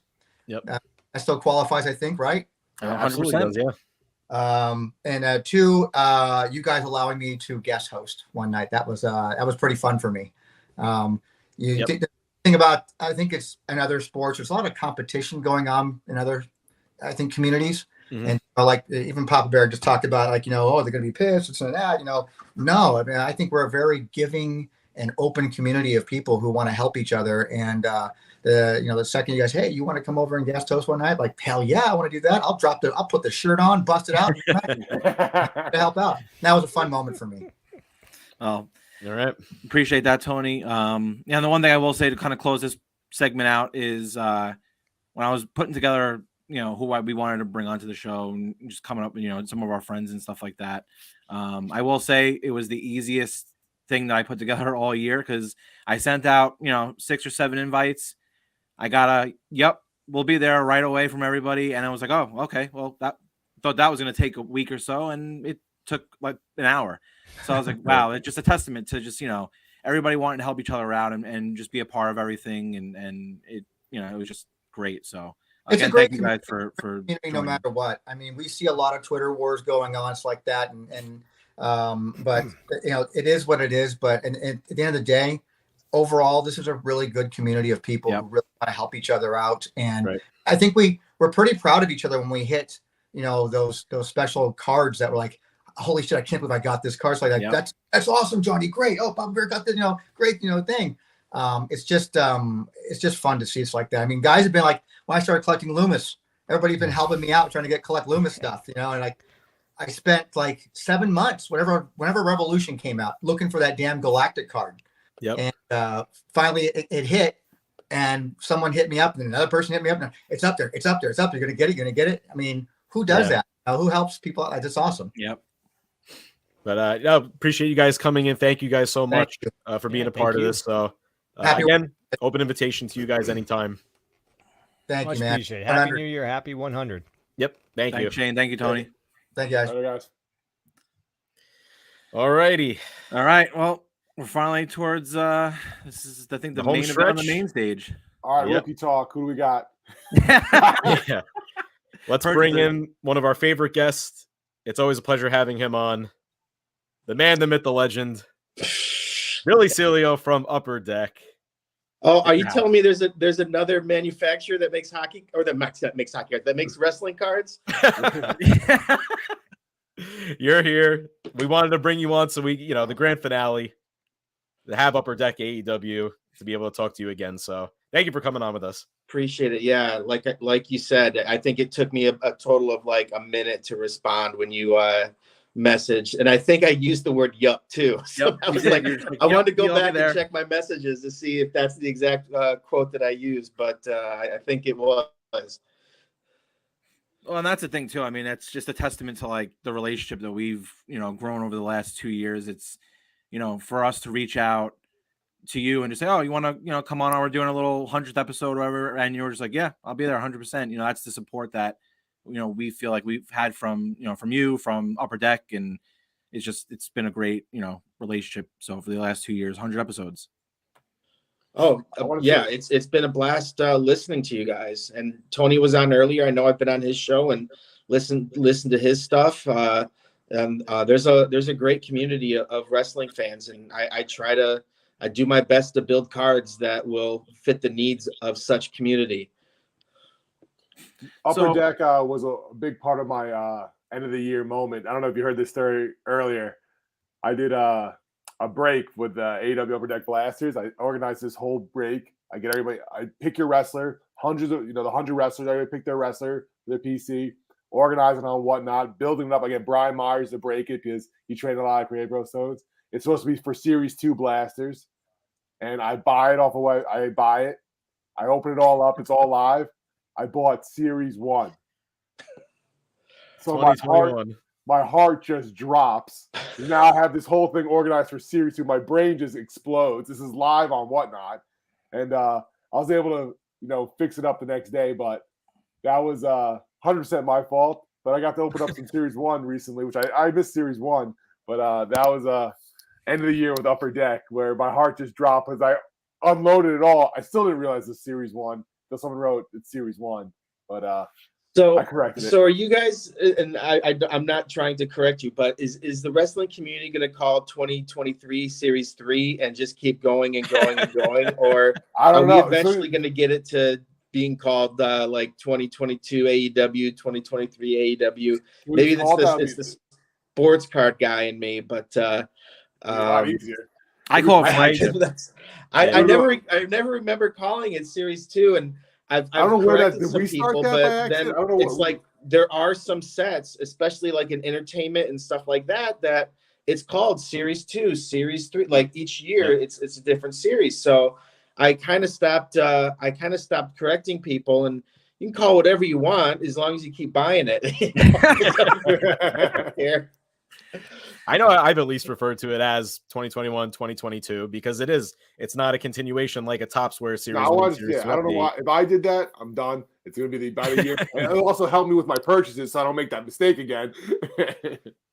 Well, I'll give you a heads up so I don't have to correct you guys on this one. So you guys saw there was a solicitation for metal. Yep. For some reason, I think the distributor, not distributors, the shops and stuff seem to be getting metal AEW and metal hockey confused. They think that metal AEW comes out either this week or next week, and I can tell you that it's hockey that's coming out. So that's a little frustrating having to go on the boards and answer that for people. But there's an insert called Metallics, and it's spelled metal-X, and everyone, even in-house at Upper Deck, calls them Metal X cards. And I'm like, no, they're metallics. It's like, it's foil. It's like a ring. It's supposed to look like metallic, whatever. It was like a play on words. And I can't even get the people in my own building to call it by the right name. So when you guys do get some and open it, I would appreciate it if you call it metallics. And they're super rare hits. I think they're one a case. There's nice. a bunch of them. So it's like if you're a PC guy, you might have to buy 30 to 50 cases just to get the one metallics card that you're looking for. So we wanted to add one cool thing about Metal Universe is just being able to add a bunch of really cool rare inserts. Some of them we've created specifically for AEW, and some of them are Metal Universe traditional inserts that we've tweaked a little bit for AEW. So it should definitely be a fun set. I love that you added that case hit. Case hits are so much fun. It brings so much energy into it. You're looking for it. That's very fun. important. I'm glad you also corrected, because I did see you clarify that it's not coming out, because it's supposed to come out on the 11th according to like Blowout and all that. Well, you clarified that earlier for me, so I'm like, all right, it's not coming out. So everyone was blowing me up asking if it's coming out on the 4th, and I'm like, no, hockey is supposed to come out on the 4th. And then they sent me screen grabs of like Dave and Adams and Steel City, and it has right there the date, and then they're like, oh, it changed to the 11th, and I'm just like, no, guys, when I said it's not the 4th, it's not a week later. It's got some time, and we just put out 2022. We just put out Spectrum not too long ago, so we're not putting out like 10 sets a year, so we do need to kind of space this out a little bit. Right. So it's got a little bit of time. I'm really excited about it, and I think last time I was on here, I couldn't talk about it yet. So it's kind of exciting that I can finally, mention it to people, because, PMGs were a big thing when the card boom happened these last year or two in other sports. So I'm glad we can finally get, everyone knows about the Hulk Hogan PMG employee card, but there's I want to get a lot of these wrestlers PMG cards, and I think we did a real good job. And there's a bunch of Easter eggs in it, and there's, you talk about case hits, and I feel it's important to have even cards that don't even come one per case. So there's a lot of variety. There's a lot of really cool stuff, and you'll have your jambalaya cards in there also, which people love. You see, I think, solicitations out there, but I don't you don't see all the inserts that are in this set. So I'm really excited about it. Yeah, I think it's going to be my most anticipated wrestling set of the year. I'm a big fan of the metal stuff. It got me back into hockey with the 2021, I think it was. That set was beautiful, and it got me collecting hockey again. It got me excited to be back in that space. So I'm excited. I can't wait. And I'm glad you clarified. That was like to do you a disservice, like David Adams, to do you a disservice, like by putting those dates out there that they just put out there, and it sucks. So I'm glad you clarified that, so everybody knows that's what's going on. And let's be honest, our first few sets have not come out when initially expected to come out. I've explained this multiple times on different at different places. I can't remember how in detail I went with it on your show, but there's only so many vendors out there that can print, collate, which is very important, and package trading cards. Everyone sits there and thinks, oh, we can make trading cards, and they go on their computer and make a trading card, but can you organize those? Can you sort those trading cards? Do you have feeders for those trading cards? Can you get a foil wrapper for those trading cards? And there's only a certain number of vendors that can do that. and there's such a battle for space from these vendors. And other sports, you can sit there and see that the volumes, you can do the math and realize the volumes of trading cards have gone up the past few years in a number of sports. So a product that used to take 2 weeks could potentially take 3 weeks now. So there's a whole nother week that was supposed to be, that is slotted for time on the line, and there's only a specific amount of time on the lines that you can print. And we're starting to go to places like Italy and Canada. We have a bunch of new vendors that we're using. And if you go to a place like Italy, guess what? It takes some time to ship those cards. So, it delays things. And it's unfortunate. We wish we could get these products out on time, but you'll see that amongst all the 4 major sports, all the wrestling, UFC cards. I mean, products are just not coming out as expected, and it's getting better. And we hope it continues to get better, that hopefully we can get out of this hole. But as of now, it's still, it still takes some time. Yeah. Well, that's good information. So 2022 just came out, like you said. It's been final. Papa Bear's ripped a bunch of it. Danny's ripped a bunch. I've ripped a bunch. So it's a great set. Breakouts, to me, one of the inserts of the year. What are some of the feedback you've gotten? Real positive. The main knock that we've gotten from day one is I don't get an autograph in every box. I don't get 2 autographs in every box and whatnot. And we're pretty firm on our stance on that. I don't know what to tell you. We want these cards to maintain value, and you'll see. And it's no knock to other manufacturers. They have their way of doing things. We have our way of doing things. But you'll see that I'm a big Ty Conti fan, and I've got a regular base Ty Conti autograph. And you guys were talking Becky Lynch earlier. I've got a regular base Ty Conti card that sells probably for more than a lot of Becky Lynch autographs. Or autographed Ty Conti card that sells for more than a Becky Lynch. There are some superstars that will surpass the amount I could get for my Ty Conti card, but it's because they're that limited. And so and again, it's no knock to anyone else, because trust me, I love being able to purchase other autographs for good prices, and they find other ways to get value out of their boxes with parallels and colors and stuff like that. So that's just kind of not the approach that we took. We wanted our autographs to maintain value. I will say one thing. I'm a wrestling card collector. I have been collecting for years, and one of the ways I used to collect cards is through the blasters, because I'd want to get a set. And if you look at blasters in other sports, it's not very strong. Like you don't get as many big hits and whatnot. And these first couple years of blasters of AEW, I mean, you did a good job of getting the blasters a case, because I hate to say, the autographs are still a little bit harder, but you can still find high gloss and exclusive cards in there. You can't find that in hockey. You can still get memorabilia cards throughout there. And that's very rare in hockey.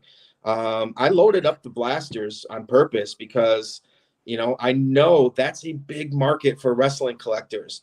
There's people that just want to get a bunch of wrestling cards in their hands. A lot of the kids, a lot of even adults. Some people get the cards signed. That's probably been the coolest thing about building these sets, is going to we went to Vegas, and we went to the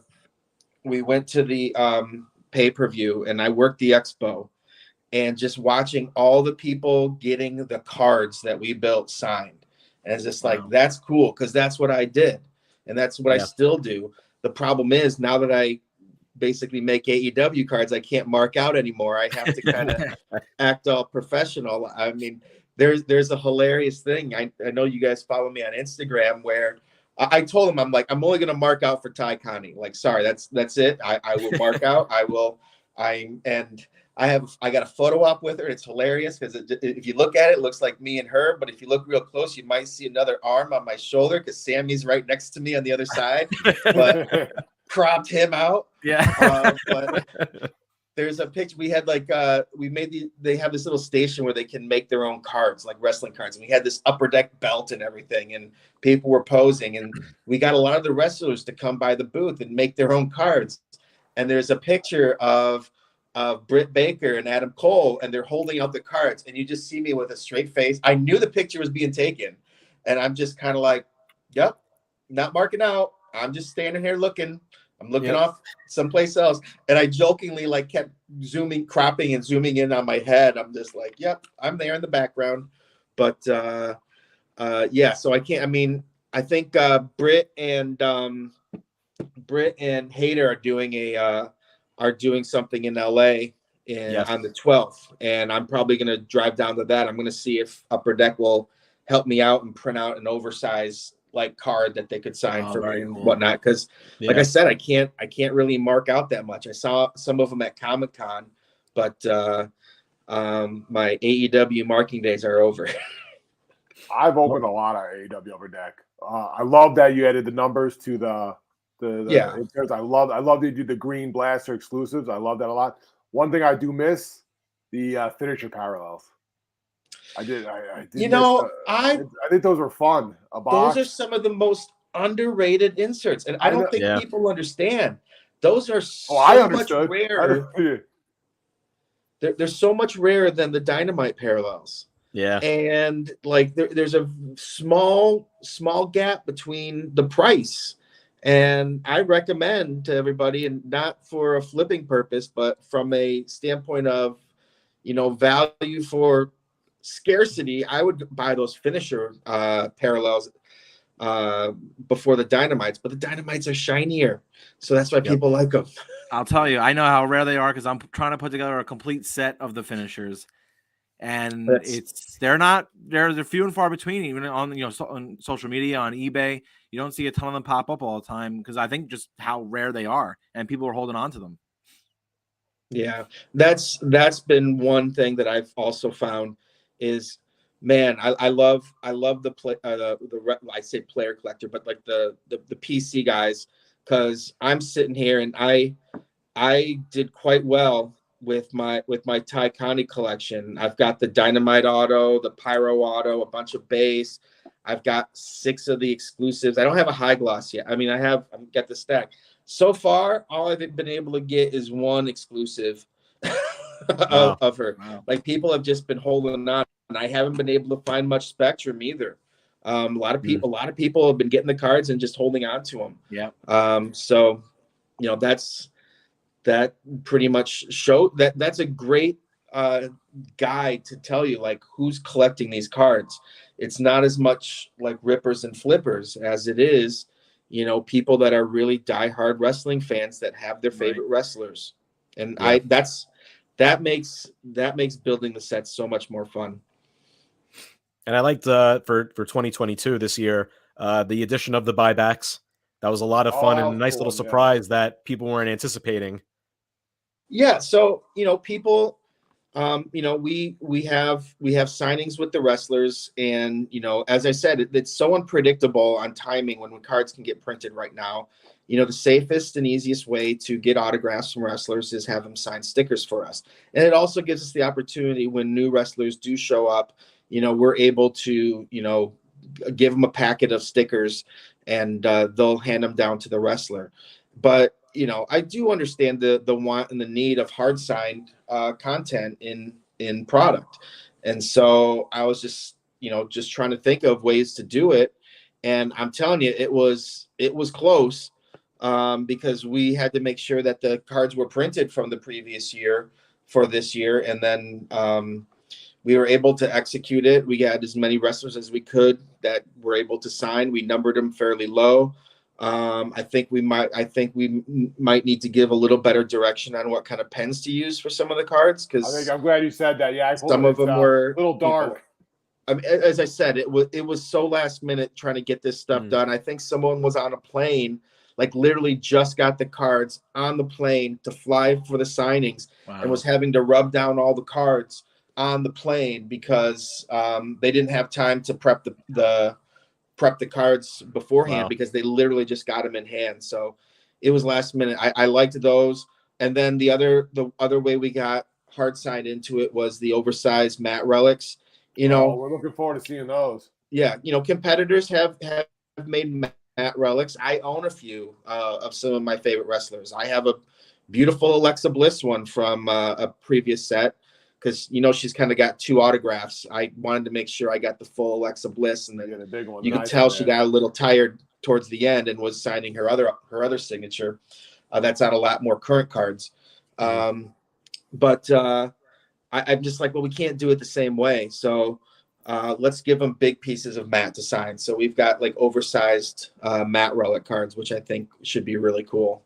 But those obviously pulled the MJF. A friend of ours, Kim, pulled the MJF. Oh, really? That's awesome. Yeah, she's waiting. But I think she put it in the redemption. She's waiting back for it. So it shouldn't take long the cards are made. So it shouldn't take long. She's gonna love hearing that. Yeah. Yeah, because I asked for some pictures when we did the gallery. I was just like, hey, can I get some pictures? They gave me one, and it was like the small signature on the big mat. I'm like, could you find me a signature that might be a little bigger so we can show it off a little better? So those are real cool. But yeah, hard signed content I thought was very important. As I said, we do understand the consumer and what they're used to in some circumstances, and we'll do our best to abide, but we're also pretty strict on how often we want to put those autographs out there. Right. And now I've been seeing a bunch of questions from the side coming in from our live Facebook chat that we have, but and feel free to, if you can't answer it, all good, no worries, but any anticipation as to when 2022 will be coming to EPAC?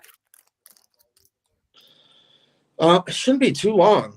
I think we kind of, with the holidays, it's just not a good time to release stuff during that time. Like a lot of time our office is kind of sparse. Like some people take those extra 3 days in between, and you got to assume the same goes for places like ComC and places like the people that we have the EPAC site with. So I don't think it's too far away. Usually it's somewhere between 4 and 12 weeks after the release, and it hasn't been. I think it's been at least 4 weeks. So you'll probably see it here sometime soon. Cool, awesome. Now looking ahead to the rest of 2023, what are your anticipations? What are you excited for? I know we mentioned Metal Universe. That's going to be a monster one. Allure has been announced, and that's going to be coming out probably spring, summer of 2023. So what are you excited for? So I've already gushed about Metal Universe. I will say we've got a lot of guys that make set. Well, we have four more product managers like myself. And it was time. I built the first 5 sets, and it was time to kind of pass the baton to them and give them some stuff. My boss was just kind of like, do you mind giving up flagship so Pat can work on it? And this guy is he's very creative. I helped kind of review the set with him and go over it with him. He's built a lot of really cool inserts. I think you'll see Series 1 turning more into like a Series 1. See, now you got me saying it. I think you'll see flagship turn more into something like a Series 1 hockey, where we might even cut back even more, but include more technology, include more inserts, and just make it just kind of like a fun set. And I hear you guys talking about rookies. There might be some official rookie content. I stayed away from it.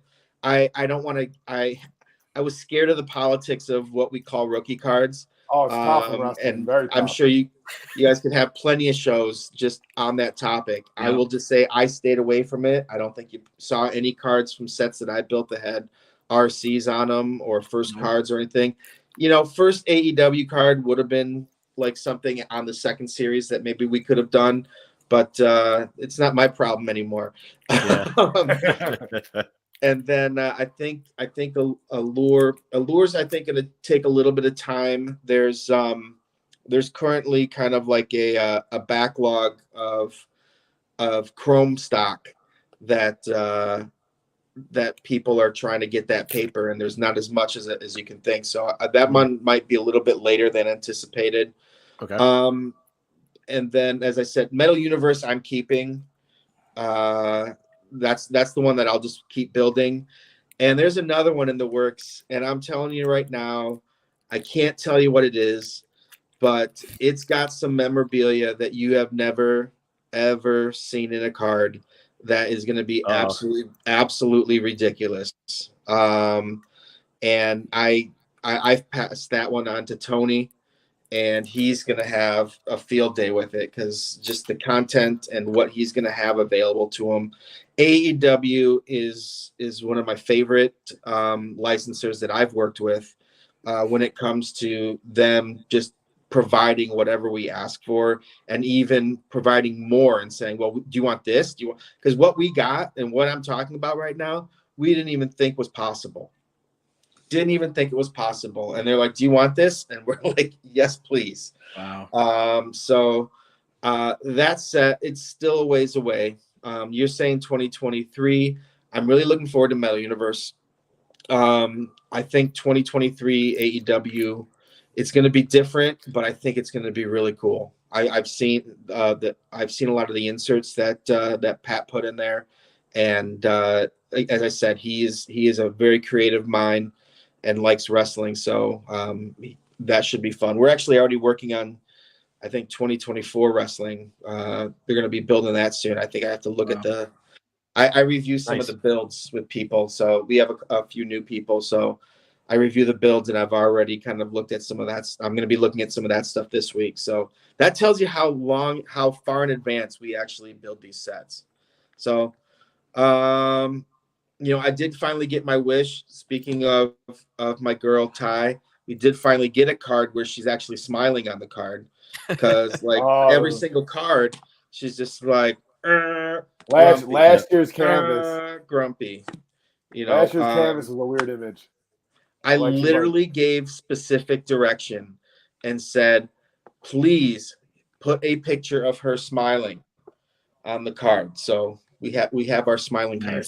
And you gotta update her name now. She had a little name change. Yep, this will be. I think this series is the last set that it's Ty Conti, and it's just because it'd been ready for a while. It'd been printed. Yeah.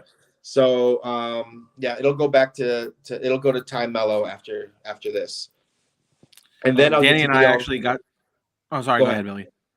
Oh, well, it's funny sometimes trying to find her autographs on or in cards on like eBay and stuff, because you have the people that put the Ty Conti, and then you have Tanara. You got those cards. Yep. So sometimes I'll be like, oh, I got to check her other name too. So now there's going to be 3 names I have to check. Yep. For her when searching for cards.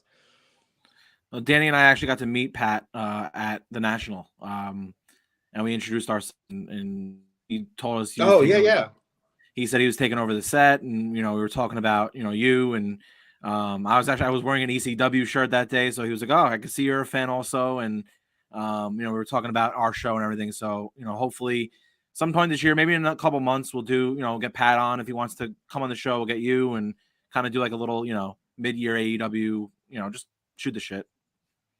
Oh yeah, Pat's a great guy, and as I said, and you met him. That dude just lights up a room. You should have seen him back when he had like long red hair. Like it was, he dressed as Gritty for one of our Halloween parties. It was amazing. Nice.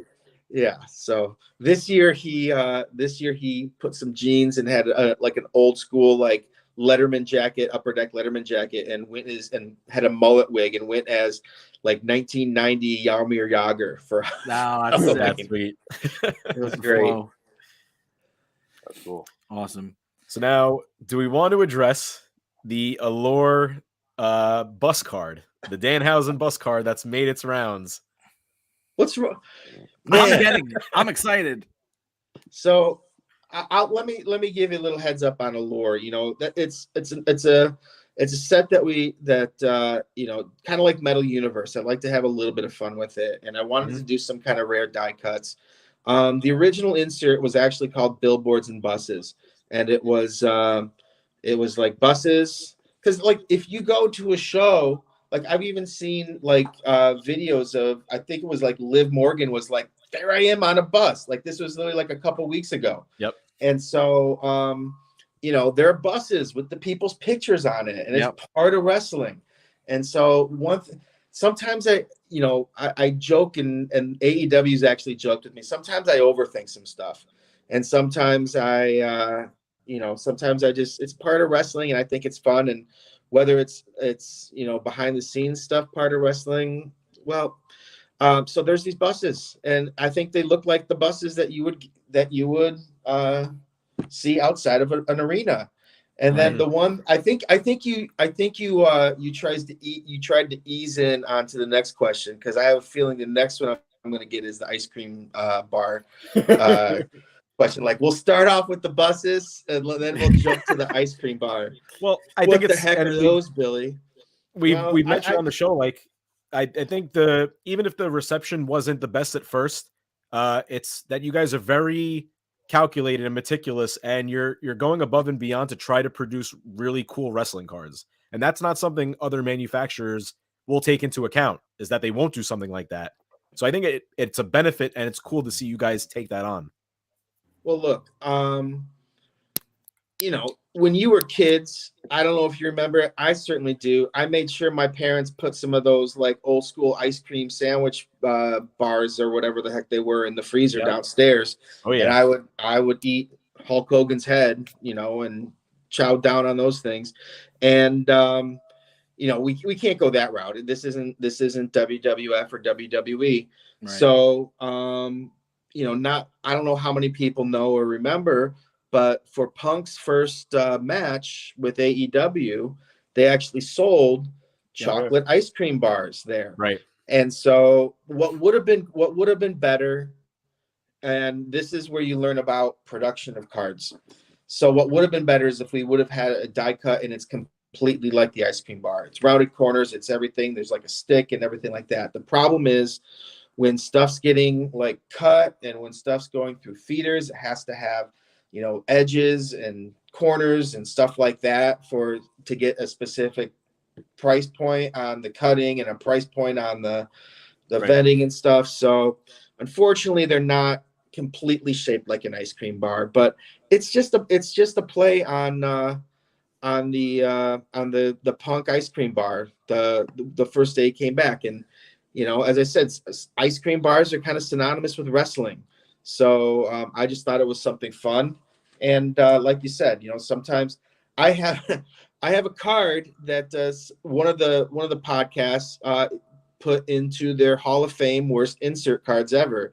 I kind of take pride in that. But there's like this like thermal threats card where it looks like it's like they're looking through the binoculars, and like you see the Terminator kind of or whatever, like going with all like glow, red and yellow glow. And so we made cards, and they were called Thermal Threats, and someone said they were one of the worst inserts ever. Well, you win some, you lose some. We've got these portrait cards in hockey that, you know, they were getting stale. The design was getting stale. So I'm like, let's have some fun with it. And we made one that kind of looked like, you know, those old school pictures where it's like one person and then there's like a floating head up here, you know, just like an old school portrait that you get. And then the next year we did the 90s laser beams, like people call it the Saved by the Bell. I remember that. It was like 2020. Yeah. And then the next year it was supposed to be like some Western feel, and they messed up the photos for it. So it was like headshots. I'm like, this isn't what I asked for, but unfortunately I didn't see the cards afterwards. And then, or the example that I saw wasn't what was on the cards. So that was a little bit of a bummer. Next year is going to be absolutely insane, and probably something that we might use for wrestling in the future. But so we made some fun little die cards. I'll tell you one really cool insert in the Allure is the rainbows. Like, how many times when you're collecting chrome, you sit there and say, I want to collect the rainbow. Well, a lot of times, you hear you guys were talking about the Becky Lynch 101. Like how many, that rainbow usually includes that 101. How many people can complete that rainbow? One person. It's not fun. So we have this insert, it's called Color Flow. And it's literally like it's the same card like 5 times, but one card, the least rare has red and orange, and then the next level of rarity is orange and yellow, and it goes on. And I think the final one, the blue purple, is numbered out of 199. So okay. not everyone can do it, but it's still like feasible. It's still realistic that a PC person can collect their favorite wrestler and collect the whole rainbow and put them all together. And for the life of me, I can't believe that something like that had really never been done, where you can kind of make all the cards together and make a rainbow. Yes, there's cards that are, this is all red, this is all orange, this is all yellow, but not one thing that's one fluid card into with the design. That's gonna look cool. So I'm kind of excited about that too. Like and seeing the collectors go after those. Yeah, posting the pictures is gonna look real nice when they have all of them all together. It's gonna look real nice. Yeah, and we know from our Facebook group alone, there's a good amount of people in the rainbow chase, so it's gonna be a lot of fun for them to open that and go after their favorites. Yeah, I mean, I told you what I collect, and guess what? I'm not gonna get the 1-on-1 autograph, and I don't have the high gloss too. Like, those are 2 obviously hard ones to find. I was lucky to find a Dynamite auto out of 5, but a real rainbow, like a real collect every single card. It's not even a rainbow, but collecting all the cards, it's tough. So let's make it realistic for people. Very cool. I just want to add that I watched a Danhausen promo today, and he was talking about how he wants to be on the AEW buses and how everybody else is, and he's not. And it made me like your cards a little bit more. I was like, oh shit, there he is. Look forward to the card coming out. So you can check that out on Instagram. He's talking about how he wants to be on the bus this year. That's good. That's good for the card. Yeah. Yeah. Well, hopefully you'll see a little bit of Danhausen here in the near future. Not to give anything away, but I hope some people have been collecting those new arrivals. Because there is achievement cards for that, and it might be some people that haven't had cards yet.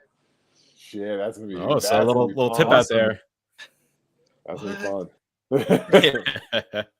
But I think as we wind this down, it's always great, talking to you, to be able to be as transparent as you can be to the collectors out there, because again, it's so important to kind of hear from the face of whatever company it is, and it just makes things relatable, and it makes it more fun for people to collect when they get to see a face and hear a voice that matches the product. Yeah, and you know what? There's a lot of people that don't necessarily know what goes behind the scenes with cards. And my job, I go on these things to try to help inform people. I go on the Facebook groups to try to help inform people. I'm not there to, argue with anyone or talk about like customer service or anything like that. That's not my job. My job is just to kind of say, hey, this is what we're doing, and this might be why something happened. I do my best to get out there, and I love the fact that you guys don't just look at stuff one way, but can actually, with 3 of you, obviously there's going to be different opinions and different ideas and stuff, but still you can realize that you don't have the blinders on. You can understand that there's stuff on both sides that might happen or could happen. So that's really appreciative on our end, that there's other voices out there that can kind of help us out, let's say. And I, like you guys know, I send you guys messages every now and then on Instagram if something's going on, or if I hear something, or if people have questions about stuff, I can relay it to you guys. So we're not necessarily like on all the chats, because we want to spend our time making the cards and not sitting there. We have a marketing team and that to do all that sort of thing. But we do appreciate everything that you guys do also, for sure. Thank you. That's awesome. And thank you for all the support. 100 episodes we've done, and I think some of my favorites were when you came on and just we got to chat for a little bit and just talk about some of the upcoming sets and the support you've given us. I mean, three guys that are fans of wrestling trading cards has been great. Appreciate everything you've done. So again, thank you for just the support. No problem. We just got to make sure that we're not just talking about WWE cards until I get on here. I'm just messing with you guys. All these guys, PC WWE guys. What are you Yep. No, I have my favorites in both leagues, and honestly, they go back and forth. It's just like, I liked Cody Rhodes, when he was with us, and was appreciative of everything that he did. And even we did at Comic-Con. I've never won. Like, I used to be the guy sleeping overnight to get in the lines and drawings and stuff. I don't know how familiar you guys are with Comic-Con, but I would do that. And now they've gone to a lottery system where you just kind of put in points and maybe get stuff. And I actually got the WWE meet and greet, and I was so excited. And I got up, and because of COVID, you literally were like standing like 10 feet in front of an elevated stage with some of the wrestlers. And you're just like, really? This is the meet and greet? Like, I'm just standing here for a photo with a mask on. And I'm like, well, it is what it is. That was the first time I'd ever won anything. But I did like turn around and I was just like, hey, Cody, I go, thanks a lot. I work for Upper Deck, made the roads to success for you, and, appreciated everything. He's like, thanks, man. I really appreciate it. And then you could see the guy next to him was like, he's like, oh, there was a set. It was, he's like sitting there talking about the set. So, they know. But it's fun. Cool. MJF cards to the moon. That's all I'm saying. MJF to the moon. Well, we didn't mention it before, but like in 2022 AEW, MJF Space Auto is going for like 500 plus right now. Really? That goes to show, just like what you've been preaching. It makes sense. Yeah, and our autos might sell for more, but I'll tell you what, golds sell for more than our high glosses. That's for sure. So out of 10, and they're both numbered out of 10. It's the same card. Right. But so as I said, they've been able that they give people the autographs, and they're not. I don't think they value out as well as they should, because they have a lot of talented wrestlers also. But they have found other ways to get value out of boxes, which is anytime you can find value on ink on paper, kudos to you. Like that's what we're all trying to do. Because you don't want to have to rely on autographs and memorabilia for the sets. You want to come up with cool inserts. You want to come up with cool parallels, or just even great designs to give to the people. So when can we get a Upper Deck AEW pink parallel? Throw a little Card Foundation parallel in there. I got to shoot my shot. I got to try. I mean, it's not a bad idea. Unfortunately, like the exclusive is synonymous with red and with Upper Deck, right? So that's always been like that. And I don't know. There might be one. There might be one in Allure. I can't remember. There's, Chrome products have a lot of different parallels. So I'm sure there's something pink in there, but we'll take credit for it too. Yeah. Yes. Oh, the Card Foundation parallel. Billy, thank you so much for jumping on. And this was, very last minute, and you, like you said, you responded within, 2 minutes of me asking, and it means a lot. 100th episode, we wanted to have you on. So thank you again for jumping on. Thanks a lot, Billy. No problem. You guys are coming out to the show in LA, right? Is that what I heard? Yeah, Upper Deck sending the plane. Gonna scoop up the New York boys. And the next time you're in New York, you gotta hit us up. Yes. I'm gonna probably be up there sometime in April.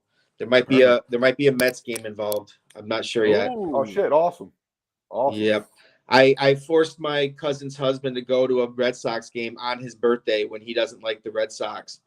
We were supposed to leave early, and it was like the 5th or 6th inning, and all of a sudden, my cousin and her friend are are standing there with 2 completely full tall beers, and we were like, I thought we were leaving, and I guess not. So those are $30 beers I owe too, him so a you gotta drink baseball those. game.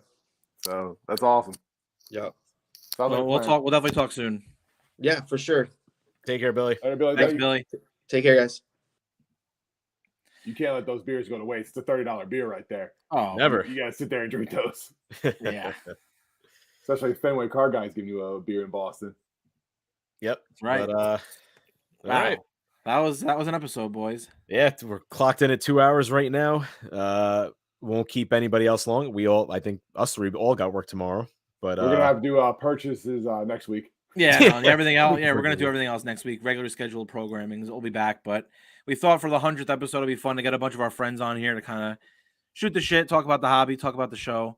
I know it ran long, but I hope everyone listens to the whole thing and enjoys it. And we plan on for 2023 having more guests on. So fellow collectors from our Patreon group, we're going to continue to include them in bonus content, maybe even in the main stage and the main feed. So that's definitely in the works. Yeah, we did this. We wanted to make this special because of all the support that we get. 100 episodes.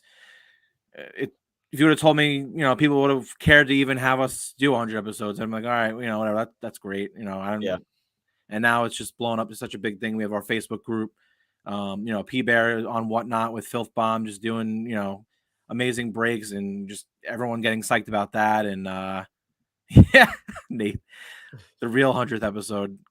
So 102 will be the true 100. Exactly. Thank everybody in the group, Joey Hudson, Jose, everybody, Michael, Nathan, Sean, Rodrigo, everybody that's in the chat that stayed with us, every guest that we had on, that took time out of their day to come shoot the shit with us. Yeah. And that was so cool. So cool. They didn't have to do that. Thanks to Billy giving us a little winksky at the end. Yeah, little insider. That was cool. Little inside scoop from a few different people. And honestly, means a lot to you guys. It means a lot to us. And thank you guys so much. Yep. So like I said, next week we will go back to the regularly scheduled programming. I know we want to talk about Chronicles. P Bear's been ripping Chronicles like it's going out of style over here. I want put together every set that's in Chronicles and we'll rate it. Done. Like, every set? Like all the subsets. All right. Yeah, like Optic and National Shirt. What do you? I want to do that. We could do that. We'll do that next week. We'll talk about Chronicles. We'll talk about whatever else comes up. Now that we're I'll tell that story again. More news. So my upper deck debacle. Your upper deck debacle. We'll talk about it all next week. So all fixed up. The blasters are fun though. I did open a lot of blasters. So. Well, and again, a heartfelt thank you. I think I speak for the 3 of us that we love doing this podcast. It's a highlight for us during the week to be able to, just chat, shoot the shit about wrestling cards. It's funny when people come in and they say, their favorite moment is P Bear saying I swim in puss, or, we talk about 110, just things like that. It keeps the show fresh. You're saying it like it's actually true. Like, P Bear just mentioned how. Yeah, just but I swim in puss on the weekends. Well, listen, you're not wrong, but it's the people that are listening that helps us be able to do this, whether it's supporting our Patreon, whether you just retweet one of our posts or just download the podcast or even leave a review. It's very important to us, and we greatly appreciate it. Excited for another 100 and excited for more relationships too to form out of this. We made a lot of friends from our community, whether it's breaking, whether it's the Facebook group. So we continue to like to have these conversations and get to enjoy collecting wrestling cards. Sign us off. Let's do it. All right. When it comes to wrestling cards, we are the best there is. The best there was. And the best there ever will be. Oh, hell yeah. Good night, everyone.